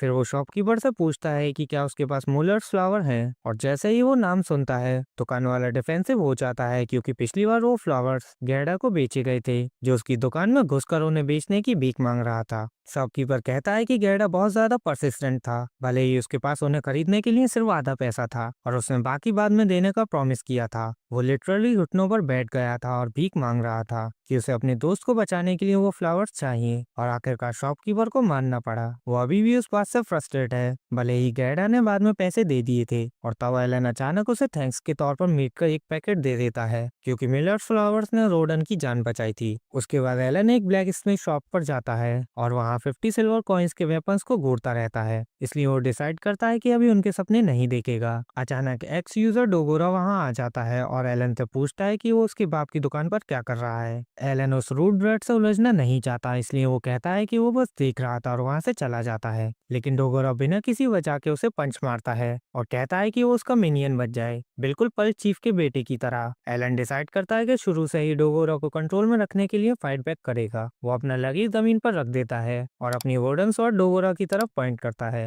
और कहता है कि वो जो भी वेपन चाहे उठा ले, ताकि वो फेयर और स्क्वायर फाइट कर सके। डोगोरा अपना बेसबॉल बैट लेने के लिए भागता है, जबकि एलन और पल एक दूसरे को ग्रीट करते हैं। जैसे ही वो वापस आता है वो अपना वुडन बैट घुमाना शुरू कर देता है। एलन इजीली उसके अटैक्स डॉज और ब्लॉक कर लेता है और उसे पता चलता है कि डोगोरा के पास एक्स यूजर की अटैक पावर है, लेकिन वो करीना के मुकाबले कुछ खास नहीं है। एलन उसकी तरफ झटके से बढ़ता है और एक स्विफ्ट स्ट्राइक से उसे डिसआर्म कर देता है और डोगोरा हार मानकर जमीन पर गिर जाता है। एलन इस मौके का यूज एक स्मूथ समुराई की तरह और अफार्म करने के लिए करता है और उसे बताता है कि वो कभी न कभी वापस आकर उसकी दुकान पर ट्रेड करेगा। थोड़े दिन बाद रोडन की तबीयत सुधरने लगती है और वो दोबारा काम पर जाने के लिए तैयार हो जाता है। कुछ महीने बीत जाते हैं और डोगोरा करीना के घर पर रेगुलर विजिटर बन जाता है, जो अब सब बच्चों के लिए ट्रेनिंग ग्राउंड बन चुका होता है। पाल भी वहाँ होता है और मैच करीना के साथ प्रैक्टिस करता है, जो उस पर काफी इजी जा रही होती है। एलन रियलाइज करता है कि उसका भाई शायद एक स्पेयर यूजर बनने की स्किल रखता है, और जब वो डिस्ट्रैक्ट होता है डोगोरा उस पर एक हिट मारने की कोशिश करता है, लेकिन उसकी मूवमेंट अभी भी काफी क्रूड होती है और एलन सिर्फ डॉज करता है ताकि वो खुद जमीन पर गिर जाए। उसके कुछ रात बाद जब एलन अपनी बेबी सिटर को सोते हुए देख रहा होता है, रोडन और गैडा घर आते हैं और दोनों काफी थके हुए लगते हैं। उनकी बीवी उनसे पूछती है कि क्या हुआ, और वो बताते हैं कि बैरन ने इस साल उन्हें 10 की जगह 15 वाइल्ड वोर्स हंट करने का ऑर्डर दिया है और इसी वजह से उन्होंने कम्युनर्स को दोबारा ज्वाइन करने दिया। उनकी बीवी पूछती है कि रोडन के इंजर्ड होने के बाद किस बेवकूफ को ये आइडिया अच्छा लगा, लेकिन वो मना नहीं कर सकते थे क्योंकि ये बैरन का ऑर्डर है। इससे भी बुरा ये है कि अगले साल उन्हें 20 पोर हंट करने होंगे, और अगर वो ये नहीं कर पाए तो लॉर्ड दूसरी जगह से और सर्फ लाने के लिए तैयार है, जो गांव के लिए बुरी खबर है क्योंकि जो सर्फ हंट नहीं कर पाते उनकी जमीन छीन ली जाती है। रोडन कहता है कि उनका सिर्फ एक ही ऑप्शन है कि वो ज्यादा फ्रिक्वेंटली हंट्स पर जाएं, क्योंकि वो कम्युनर्स पर भरोसा नहीं कर सकते, भले ही ये तरीका भी रिस्की हो। अचानक एलन कहता है कि भले ही वो ज्यादा बार हंट्स पर जाकर कोटा पूरा कर लें, ये हर साल बढ़ता ही रहेगा जब तक उन्हें या तो बाहर से सर्फ लाने ना पड़े या कम्युनर्स को अलाउ ना करना पड़े। वो कहता है कि कम्युनर्स को अलाउ करना एक अच्छा आइडिया है, और गैडा उसे डांट कर चुप रहने को कहता है क्योंकि एडल्ट्स बात कर रहे होते हैं। तब रोडन उससे पूछता है कि वो क्या सजेस्ट कर रहा है। एलन कहता है कि उसे गॉड से विजडम का ब्लेसिंग मिला है, जिसका मतलब है काउंटलेस गेम खेलने का उसका एक्सपीरियंस। वो कॉन्फिडेंट है कि वो सबसे यूजलेस नूब को भी स्ट्रॉन्ग प्लेयर बना सकता है, और रोडन और गैडा से कहता है कि कम्युनर्स को उसके हवाले छोड़ दें। अगले दिन एलन विलेज गेट पर जाता है जहां बाकी सारे सर्फ्स ऑस्ट्रिच की तरह ड्रेस्ड होकर इकट्ठा हुए होते हैं। वो रोडन को वापस टीम में देखने के लिए एक्साइटेड होते हैं और उसके बेटे के उनके साथ जुड़ने को लेकर भी। रोडन उन्हें बताता है कि वो हंटिंग स्ट्रेटेजी अडॉप्ट करने वाले हैं जो एलन ने कम अप की थी, लेकिन वो अभी इतना बड़ा नहीं है कि एक्चुअली हंटिंग ज्वाइन करे, इसलिए वो साइडलाइन से उन्हें वॉच करेगा। जब एलन पोलाइटली हंटर्स को ग्रीट करता है और ऑब्जर्वर का रोल एक्सेप्ट करता है, तब भी वो दिल से टीम ज्वाइन करना चाहता है और ग्रेट बोर्ड्स को डिफीट करके एक्सपीरियंस पॉइंट लेना चाहता है। लेकिन वो रोडन को कन्विंस नहीं कर पाया कि उसे हंट ज्वाइन करने दे और एंड में वो मुश्किल से साथ आने की परमिशन ले पाया।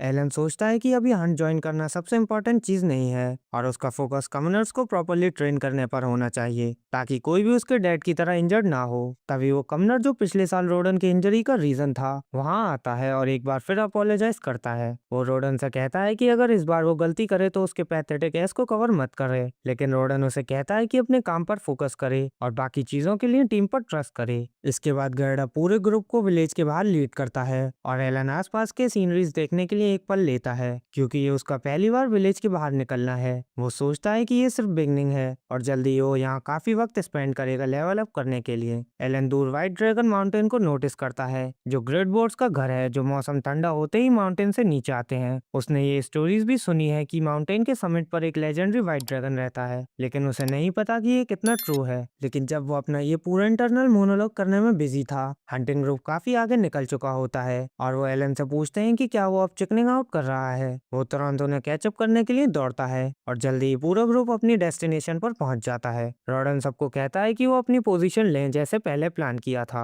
जल्दी ही दो सर्फ्स एक ग्रेट बोर को अपनी तरफ अट्रैक्ट करते हैं और वो पास में छुपे सबको रेडी होने के लिए अलर्ट कर देते हैं। जायंट मॉन्स्टर को देखकर एलन टेरिफाइड हो जाता है, लेकिन सर्फ्स उसका सामना हेड ऑन करने के लिए रेडी होते हैं। वो अपनी गार्ड लेते हैं और गैरडा के कमांड पर अपने स्पीयर से बोर के मुंह पर वार करते हैं, जिससे दर्द की वजह से वो चार्ज करना बंद कर देता है। ये रोडन और बाकी टीम के लिए क्यू होता है कि वो साइड से बोर पर अटैक करें, जिससे उसके बॉडी से खून के फाउंटेन्स फूट पड़ते हैं। एलन साइडलाइन से सब देखते हुए रियलाइज करता है कि उसके डैड और दूसरे सब जो स्ट्रेटेजी यूज करते हैं बोर्ड से लड़ने के लिए वो काफी रॉ है और वो कमनर्स पर रोल देने के लिए ट्रस्ट नहीं कर सकते। वो डिसाइड करता है कि वो चीजें अलग तरीके से करेगा और जैसे ही वो रियलाइज करता है कि बोर अपनी डेथ के करीब है, वो कमनर्स को आगे रश करने और अटैक करने के लिए कहता है। कमनर्स उसका कमांड फॉलो करते हैं और सब के साथ ज्वाइन करते हैं क्योंकि उन्हें बस एक हिट लैंड करना होता है अपना शेयर ऑफ एक्सपीरियंस लेने और लेवल अप करने के लिए। सर्फ सब भी कॉन्फिडेंट नहीं होते कि विम्स को स्पेयर पकड़ने दें, लेकिन लकीली कुछ गलत नहीं होता और कमनर्स बोर को एक बार स्टेप कर देते हैं गिरने से पहले।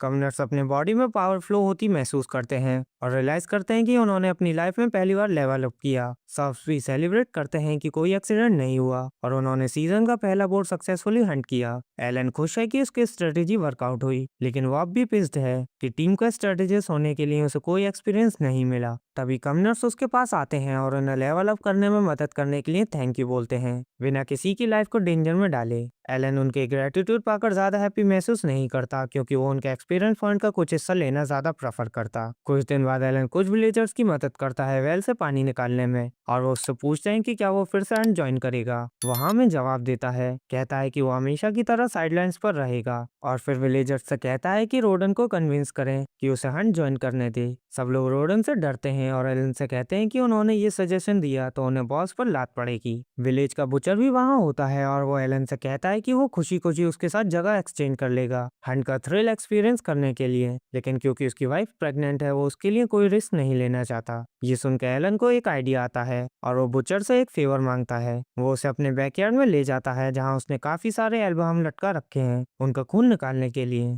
बुचर इतने सारे एक साथ देखकर डम्फाउंडेड हो जाता है और एलन उससे पूछता है कि क्या वो उन्हें उनके लिए बुचर कर सकता है। वो ऑफर करता है कि हर एल्बम के बदले उसे 2 पैकेट मीट देगा जो वो प्रोसेस करेगा और बुचर को ये डील टू गुड टू पास लगती है। एलन ये काम उसे दे देता है क्योंकि वो एल्बम मीट बेचकर रियल मनी कमाना चाहता है और अपनी फैमिली के लिए कमनर स्टेटस खरीदना चाहता है। वो सोचता है कि टाउन से बचर लाना काफी कॉस्टली होगा और अगर वो किसी सर्व की मदद लेता है तो उसे टाउन के कम ट्रिप्स करने पड़ेंगे। अगले दिन विलेजर फिर से हंटिंग पर जाते हैं और इस बार उनके साथ ज्यादा कमनर्स होते हैं। नए कमनर श्योर नहीं होते कि क्या वो एलन की स्ट्रेटेजी पुल आउट कर पाएंगे, लेकिन उनके सीनियर्स उन्हें अश्योर करते हैं कि ये कम्प्लीटली सेफ है और वो इससे इजीली लेवल अप कर सकते हैं। एलन भी सोचता है कि कमनर्स को धीरे धीरे नंबर में बढ़ने देना एक गुड आइडिया है, ताकि जल्दी ही उनके पास इनफ मेंबर्स हो जाएं दो टीम्स बनाने के लिए और ज्यादा बोर्ड्स हंट करने के लिए। लेकिन ये उसे लॉर्ड की बढ़ती हुई बोर मीट डिमांड पर सस्पिशियस बना देता है, क्योंकि उसका डोमेन देखकर लगता नहीं कि फूड की कमी है। एलन का थॉट प्रोसेस तब इंटरप्ट हो जाता है जब सब बोर्ड को लेकर आते हैं। सब यूजुअल स्ट्रेटेजी फॉलो करते हैं, पहले हिट टैंक करते हैं और फिर साइड से बोर पर अटैक करते हैं और कमनर्स भी ज्वाइन करते हैं। कुछ सेकंड में ही बोर खून से बहते बहते मर जाता है और सब एक और सक्सेस पर रिजॉइस करते हैं। कमनर्स फिर से लेवल अप की पावर महसूस करते हैं, लेकिन इस बार वो अकेला नहीं है, क्योंकि एलन ने भी लेवल अप किया है। वो सुपर हैप्पी महसूस करता है कि उसका प्लान वर्कआउट हो गया। हालांकि शुरुआत में उसे ये सिली लगा था, लेकिन जब सर्स वाइल्ड बोर को पीछे खींच रहे थे, एलन ने चुपके से अपना ग्रास हॉपर बोर के बिल्कुल सामने समन कर दिया ताकि वो स्क्विश हो जाए। टेक्निकली ये एलन के बोर पर हिट लैंड करने का काउंट हुआ और जब मॉन्स्टर मरा तो उसे अपना एक्सपीरियंस का शेयर मिल गया। वो खुश है कि अब वो इजिली ग्राइंड कर सकता है और उस ग्रास हॉपर के लिए प्रे करता है जिसने उसके ग्लोरियस कॉज के लिए अपनी जान सेक्रीफाइस की। कुछ महीने बाद न्यू ईयर्स ईव होता है और एलन और करीरा को चीफ के घर पार्टी में इनवाइट किया जाता है। वो कैंडीज और गिफ्ट्स के साथ घर वापस आते हैं और एलन सोचता है कि ये चीफ का तरीका है उन्हें 15 वोट्स का कोटा मीट करने के लिए थैंक करने का। घर पहुंचते ही वो देखते हैं कि उनकी फैमिलीज ने पहले ही बारबेक्यू शुरू कर दिया है। जब वो सब मिलकर बारबेक्यू एंजॉय करते हैं, गैडा बच्चों से पूछता है कि क्या चीफ ने उनके बारे में कुछ कहा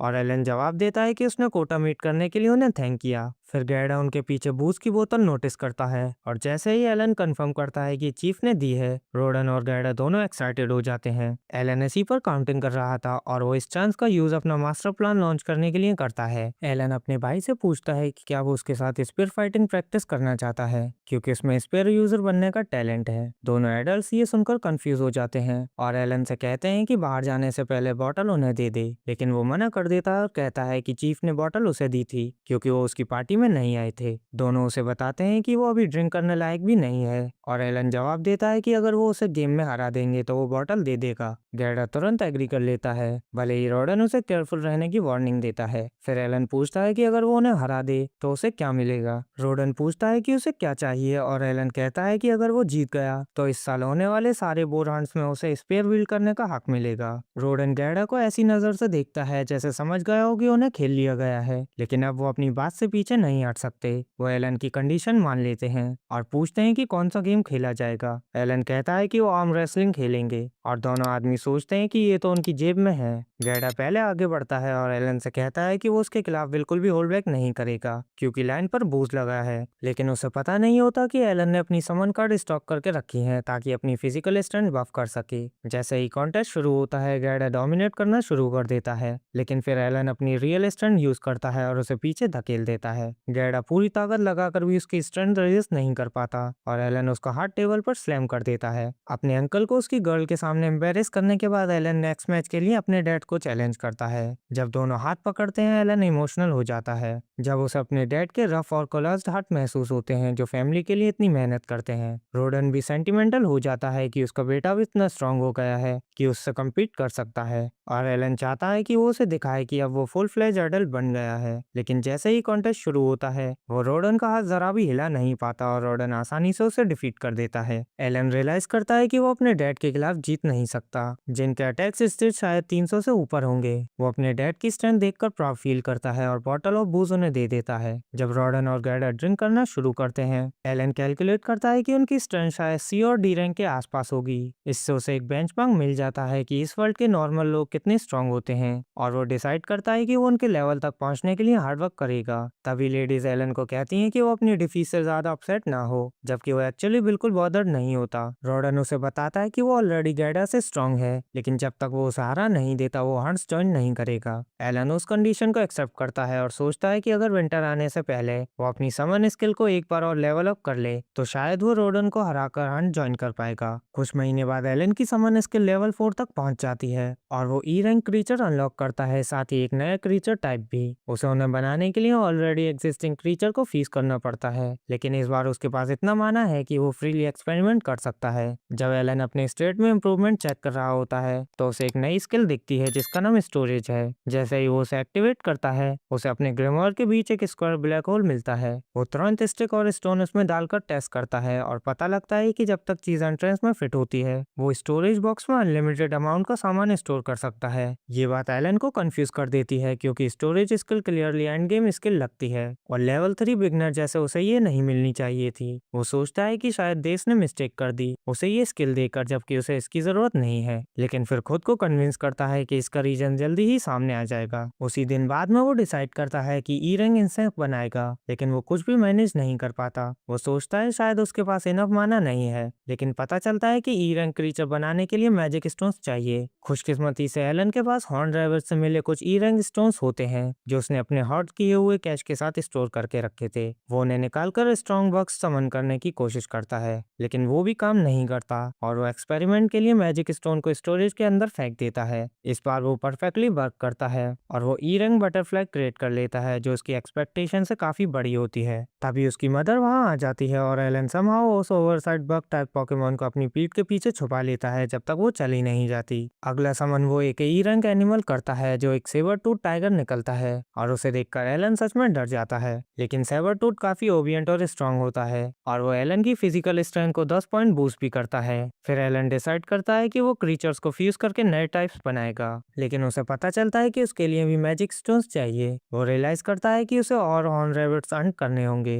और अपने डैड से उनके बारे में पूछता है। रॉडन बताता है कि हॉर्न रैबिट्स अब विलेज में नहीं आएंगे क्योंकि पिछले साल उन्होंने पूरे विलेज के अराउंड एक ट्रेंच खोद दिया था। एलन ये सुनकर डिसअपॉइंटेड हो जाता है, लेकिन जल्दी उसे और सीखने का मौका मिल जाता है जब करीना स्पेयरिंग सेशन को दोबारा के साथ स्पैंकिंग सेशन में बदल देती है। एलन पल से मैजिक स्टोन्स के बारे में पूछता है क्योंकि वो उनमें सबसे ज्यादा वेल एजुकेटेड बंदा है। पल बताता है कि मॉन्स्टर से हार्वेस्ट किए गए मैजिक स्टोन्स को मैजिक टूल्स बनाने में यूज किया जाता है, लेकिन सिर्फ डी रैंक से ऊपर के मैजिक स्टोन एक्चुअली यूजफुल होते हैं। वो कहता है कि ई रैंक मैजिक स्टोन इतने वर्थलेस हैं कि उसे वो यहाँ वहाँ पड़ा हुआ मिल जाता है और वो ट्रेनिंग ग्राउंड में ही एक ढूंढ लेता है। ये देखकर एलन को नई होप मिलती है और वो पूरे विलेज में घूमकर जितने भी मैजिक स्टोन मिल सकते हैं उन्हें कलेक्ट करता है। उसके बाद वो ग्रासलैंड में जाकर जितने समर्स बना सकता है बना देता है और सोचता है कि उनकी एबिलिटीज क्या होंगी। एक तेज हवा का झोंका बर्ड का कार्ड उड़ा देता है और उसका हॉक बाहर आकर उसे डेंजर के बारे में वार्न करता है। तभी एक बेबी बोर उस पर अटैक करता है और उसे जमीन पर गिरा देता है, लेकिन उसका ग्रास टाइप समन उसे हील कर देता है। बटरफ्लाई बोर को ट्रांस में डाल देती है जबकि सेबर टूथ उसे फिनिश कर देता है और जब दूसरा बोर उस पर हमला करता है तो एक बोर टाइप क्रीचर उसकी डिफेंस में बाहर आ जाता है। लेकिन ये सब एलन का दुलू बना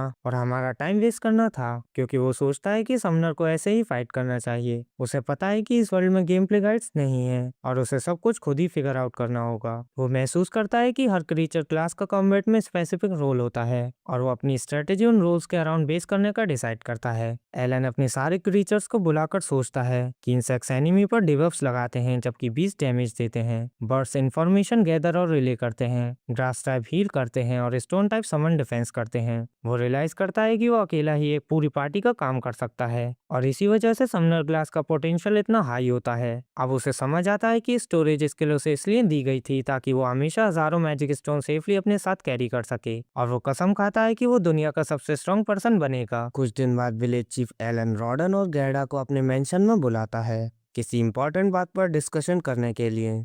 जब एडल्ट्स चीफ के साथ बात कर रहे होते हैं, एलन स्पाइकी ड्रैगन फ्रूट खा खा कर खुद को स्टफ कर रहा होता है। चीफ कहता है कि उसने उन्हें यहाँ इसलिए बुलाया है क्योंकि नेक्स्ट मंथ बैरन खुद उनसे मिलने आएगा। ये सुनकर रॉडन और गैडा दोनों हैरान रह जाते हैं कि उनका लॉर्ड उनके सिंपल से विलेज का विजिट करेगा, लेकिन एलन उस इडियट को ज्यादा इंपॉर्टेंस नहीं देता जो हर विंटर उनसे 20 ग्रेट बोर हंट करने की डिमांड करता है। चीफ एक्सप्लेन करता है कि बैरन बोर हंट देखना चाहता है क्योंकि वो उनके बारे में काफी क्यूरियस है और गैडा को ये बात पसंद नहीं आती कि उनकी लाइफ और डेथ बैटल सिर्फ एक नोवेल के लिए एंटरटेनमेंट है। रॉडन को इससे कोई प्रॉब्लम नहीं, लेकिन वो पूछता है कि चीफ ने एलन को भी साथ क्यों बुलाया। चीफ जवाब देता है कि बैरन को एप्स्टीन आइलैंड याद आता है, इसलिए एलन उसकी देखभाल करेगा और बेसिकली विलेज और हंट के दौरान उसका गाइड बनेगा।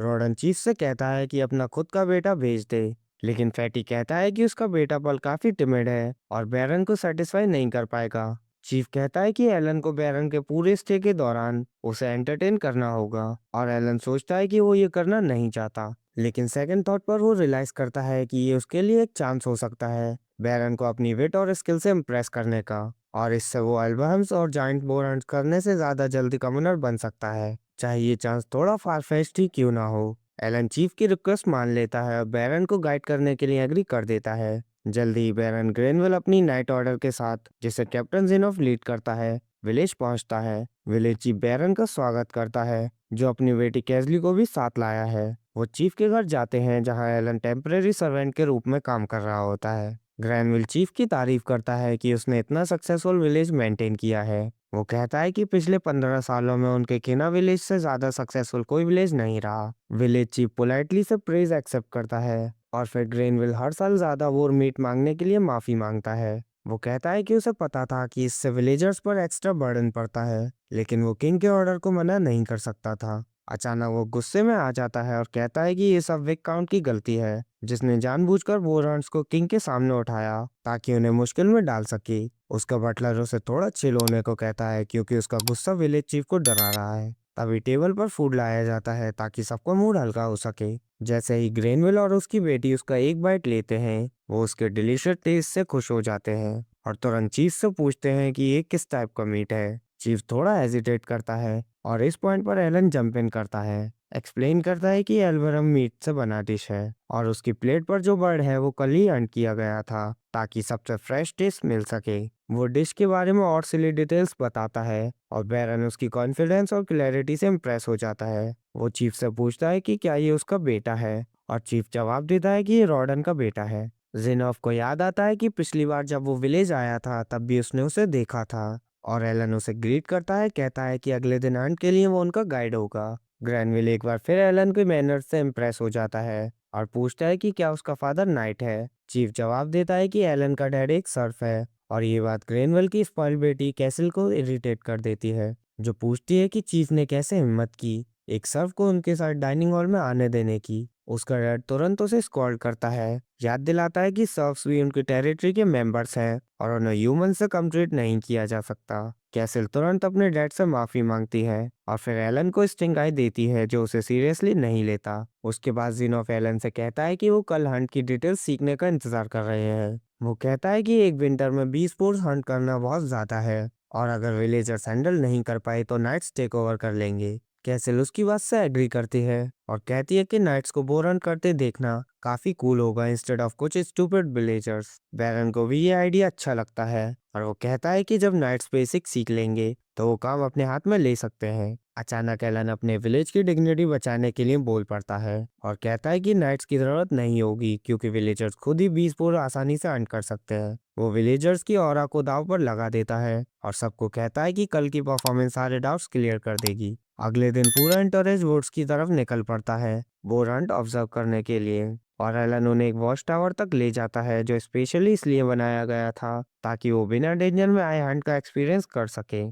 कैसे लब भी उससे बात करते वक्त स्नीर करती रहती है, लेकिन जैसे ही सब ऑब्जर्वेशन स्पॉट पर पहुंच जाते हैं, एलन स्टेप बाय स्टेप उन्हें हंट गाइड करना शुरू कर देता है। जल्दी ही रॉडन और सर्स बोर हाइट से बने आर्मर पहनकर वहां पहुंचते हैं। एलन सबकी तरफ से बैरन का शुक्रिया अदा करता है कि उन्हें लेफ्ट ओवर बोर हाइट से आर्मर बनाने की परमिशन दी गई। उसके बाद डिकॉय यूनिट बोर को ढूंढने और अपनी तरफ ल्यूर करने के लिए रश करती है, और एलन सबको पेशेंट रहने को कहता है, क्योंकि ये प्रोसेस काफी टाइम लेता है। जब वो वेट कर रहे होते हैं, जिनोफ एलन से करीना के बारे में पूछता है, और वो जवाब देता है कि वो काफी अच्छा कर रही है। जिनोफ ये सुनकर खुश होता है और कहता है कि स्प्रिंग के बाद एक ट्यूटर यहाँ भेजा जाएगा, जो उसे एकेडमी एंट्रेंस एग्जाम के लिए प्रिपेयर करेगा। जब एलन करीना को पढ़ता हुआ इमेजिन करके गिगल कर रहा होता है, तब डिकॉय टीम बोर को हंटिंग ग्राउंड तक ले आती है, और टैंक टीम बड़े और मजबूत शील्ड से उन्हें ट्रैप कर लेती है। उसके बाद में अटैकर बोर के हेड की तरफ बढ़ते हैं और उसे स्टेप करते हैं, और फिर न्यूबीस लॉन्ग स्पीयर से पीछे से अटैक करते हैं। एलन एक्सप्लेन करता है कि न्यूबीस सिर्फ एक या दो बार अटैक करते हैं एक्सपीरियंस लेने के लिए, और उन्हें यूजुअली आर्मर नहीं दिया जाता क्योंकि उनके लिए रिस्क मिनिमल होता है। कैसल बोर को बार बार स्टेप होते देखकर न्यूसेस फील करने लगती है, और जैसे ही रॉडन उसके नेक पर फिनिशिंग ब्लो देता है, वो कोलैप्स कर जाती है। जिनोफ और ग्रेनविल विलेज की स्किल्स से थ्रोली इम्प्रेस्ड हो जाते हैं और डिसाइड करते हैं कि बोर हंटिंग पूरी तरह उन्हीं पर छोड़ देंगे। तभी अचानक दो और बोट्स उनकी तरफ दौड़ते हुए आते हैं। जिनोफ तुरंत अपने वाइस कैप्टन को कहता है कि नाइट्स को विलेजर के असिस्टेंट के लिए रेडी कर ले, लेकिन एलन उन्हें बताता है कि उसकी कोई जरूरत नहीं है क्योंकि विलेजर्स ऐसे इंसिडेंट के लिए प्रिपेयर्ड हैं। ग्राउंड पर रॉडन सबको कहता है कि वो उसके और गैडा के साथ दो ग्रुप्स में डिवाइड हो जाएं और वो अपनी सेम स्ट्रेटेजी यूज करके बोट्स को पिन करते हैं और हंट कर लेते हैं। एलन बैरन और जिनोफ को बताता है कि हर हंटर वर्थ देयर सॉल्ट जानता है कि जो भी प्रे वो वेट करें उसे हंट करना चाहिए, क्योंकि अगर कोई प्रे बचकर निकल गया तो वो एक शिटी हंटर होता है। लेकिन वो जानता है कि इस साल से पहले ये पॉसिबल नहीं था, मेनली क्योंकि विलेजर्स के पास अच्छा इक्विपमेंट नहीं था। हंट के ज्यादातर प्रोडक्ट्स टैक्सेस में चले जाते थे, इसलिए वो अपने टूल्स अपग्रेड नहीं कर पाते थे। लेकिन किसी तरह हर साल थोड़ा थोड़ा करके उन्होंने अपनी स्पेयर्स अपग्रेड की और इस साल ग्रेजुअल इंक्रीज ने सालों में उन्हें काफी एफिशिएंट बना दिया। पिछले साल के आर्मर के साथ अब वो इतने स्ट्रांग हो गए हैं कि दो टीम्स बनाकर एक ही वक्त में दो बोट्स डिफीट कर सकते हैं। और एलन रिलीफ फील करता है कि उसने जो गैम्बल विलेज और पर लिया था वो पे ऑफ हो गया। ग्रैनविल कहता है कि 3 बोट्स हंट हो चुके हैं तो इस साल के लिए सिर्फ 17 बचे हैं, लेकिन एलन उसे करेक्ट करता है, कहता है कि वो यहाँ आने से पहले ही 7 बोट्स हंट कर चुके हैं, इसलिए अब सिर्फ 10 बचे हैं। ग्रैनविल ये सुनकर खुश होता है और कहता है कि विलेजर्स की हेल्प के लिए नाइट डिस्पैच करने की जरूरत नहीं है। एलन जवाब देता है कि उसके फादर और बाकी लोग ये सुनकर खुश होंगे और उसके बाद वो कहता है कि उनकी 2 रिक्वेस्ट हैं। पहली रिक्वेस्ट है कि उन्हें इनफ बोर हाइट दिया जाए ताकि ये 2 और जाइंट शील्ड बनाए सकें और ज्यादा बोर हंट कर सकें, और लॉर्ड खुशी से एग्री कर लेता है। दूसरी रिक्वेस्ट थोड़ी ट्रिकी है क्योंकि एलन कहता है कि उन्हें ऐसी आइटम्स चाहिए जो यूजुअली सर्व्स के लिए अवेलेबल नहीं होती, स्पेशली लिकर।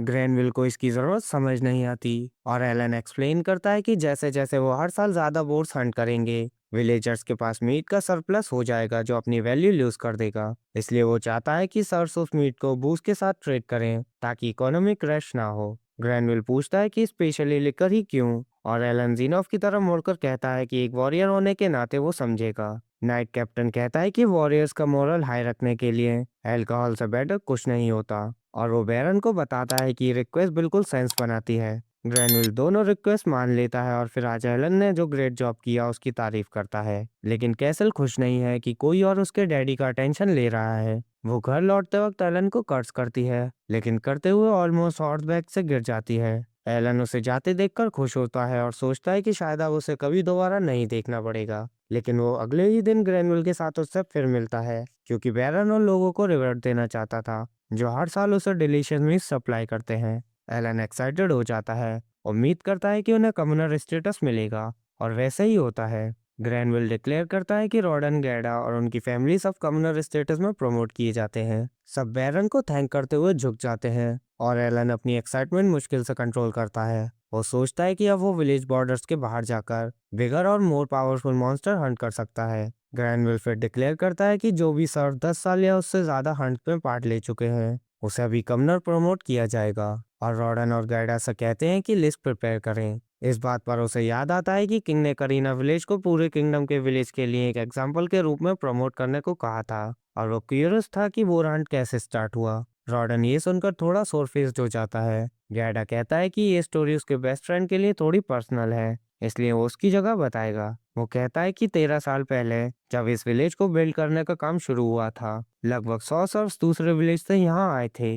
महीनों की मेहनत के बाद उन्होंने एक काफी बड़ा एरिया क्लियर किया और वहाँ क्रॉप्स उगाई, लेकिन एक विंटर में एक ग्रेट बोर ने उन पर अटैक कर दिया और उनका ज्यादा से फूड खा गया। सर्व्स डिवास्टेटेड हो गई। तब रॉडन आगे बढ़ा और सजेस्ट किया कि वो बोर को मीट के लिए हंट करें। सर्फ बिना प्रॉपर वेपन्स और नॉलेज के सिर्फ अपने फार्मिंग इक्विपमेंट के साथ उसके साथ बैटल में गए, लेकिन वो एक बोर को गिराने में कामयाब रहे। ग्रैनविल कहता है कि उन्हें इस पर प्राउड फील करना चाहिए और पूछता है कि फिर रॉडन को इससे प्रॉब्लम क्यों है। गैडा एक्सप्लेन करता है कि हंट में उन्होंने अपना एक दोस्त खो दिया जो लकी नहीं था कि लेवल अप होकर अपनी इंजरीज हील कर पाता। गैडा कहता है कि उसने रॉडन को बार बार समझाया कि वो खुद को ब्लेम ना करे, लेकिन वो मानता नहीं। एलन अब समझता है कि पिछले साल उसके डैड ने स्टूपिड कमनर को बचाने के लिए इतनी जल्दी क्यों की थी। ग्रैनविल भी ये टॉपिक उठाने के लिए माफी मांगता है, लेकिन फिर रॉडन से कहता है कि अगर उसने पहला बोर हंट इनिशिएट नहीं किया होता तो विलेज आज यहाँ तक नहीं पहुँचता। वो डिसाइड करता है कि उसे रिवॉर्ड दिया जाए और पूछता है कि वो क्या चाहता है।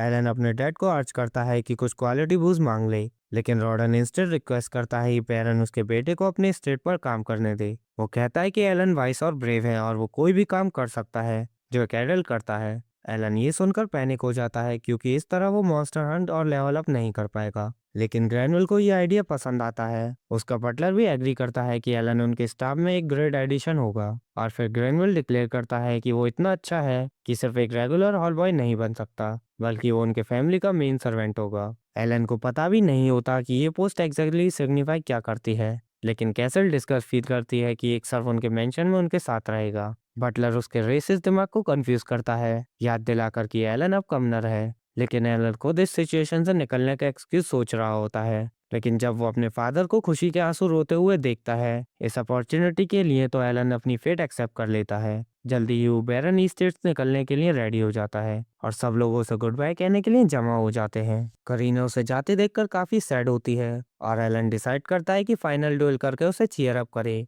वो खुशी से एग्री करती है, लेकिन डुएल शुरू होते ही एलन अपर हैंड ले लेता है। सब लोग ये देखकर सरप्राइज हो जाते हैं, स्पेशली करीना। इसका रीजन है एलन का बर्ड कार्ड स्टॉक करना, जो उसकी एजिलिटी बूस्ट करता है। वो करीना को ओवरवेलम कर देता है और स्वॉर्ड उसके नेक पर पॉइंट करता है। वो बिलीव नहीं कर पाती कि वो हार गई, लेकिन एलन कहता है कि ये ड्रॉ था और फ्यूचर में मिलकर फाइट सेटल करेंगे। उसके बाद वो अपने सिबलिंग के साथ गैडा और मटिल्डा को भी गुड बाय कहता है। डोगोरा और पल फैंस के पार उन्हें देख रहे होते हैं और पल एक्स यूजर को बट में किक करता है ताकि वो एलन को गुड बाय कहने आए। डोगोरा एलन के लिए एक छोटा डैगर फेयरवेल गिफ्ट के रूप में लाया होता है, लेकिन फिर भी बिना अननेसेसरी एटीट्यूड के उससे बात नहीं कर पाता। उसके बाद रॉडन और थेरेसिया एलन को बैरन्स कन्वॉय तक वॉक करते हैं और एक साइड लेकिन होपफुल गुड बाय के साथ वो विलेज छोड़ देता है, एक ऐसे फ्यूचर के लिए जो उसने खुद इमेजिन नहीं किया था।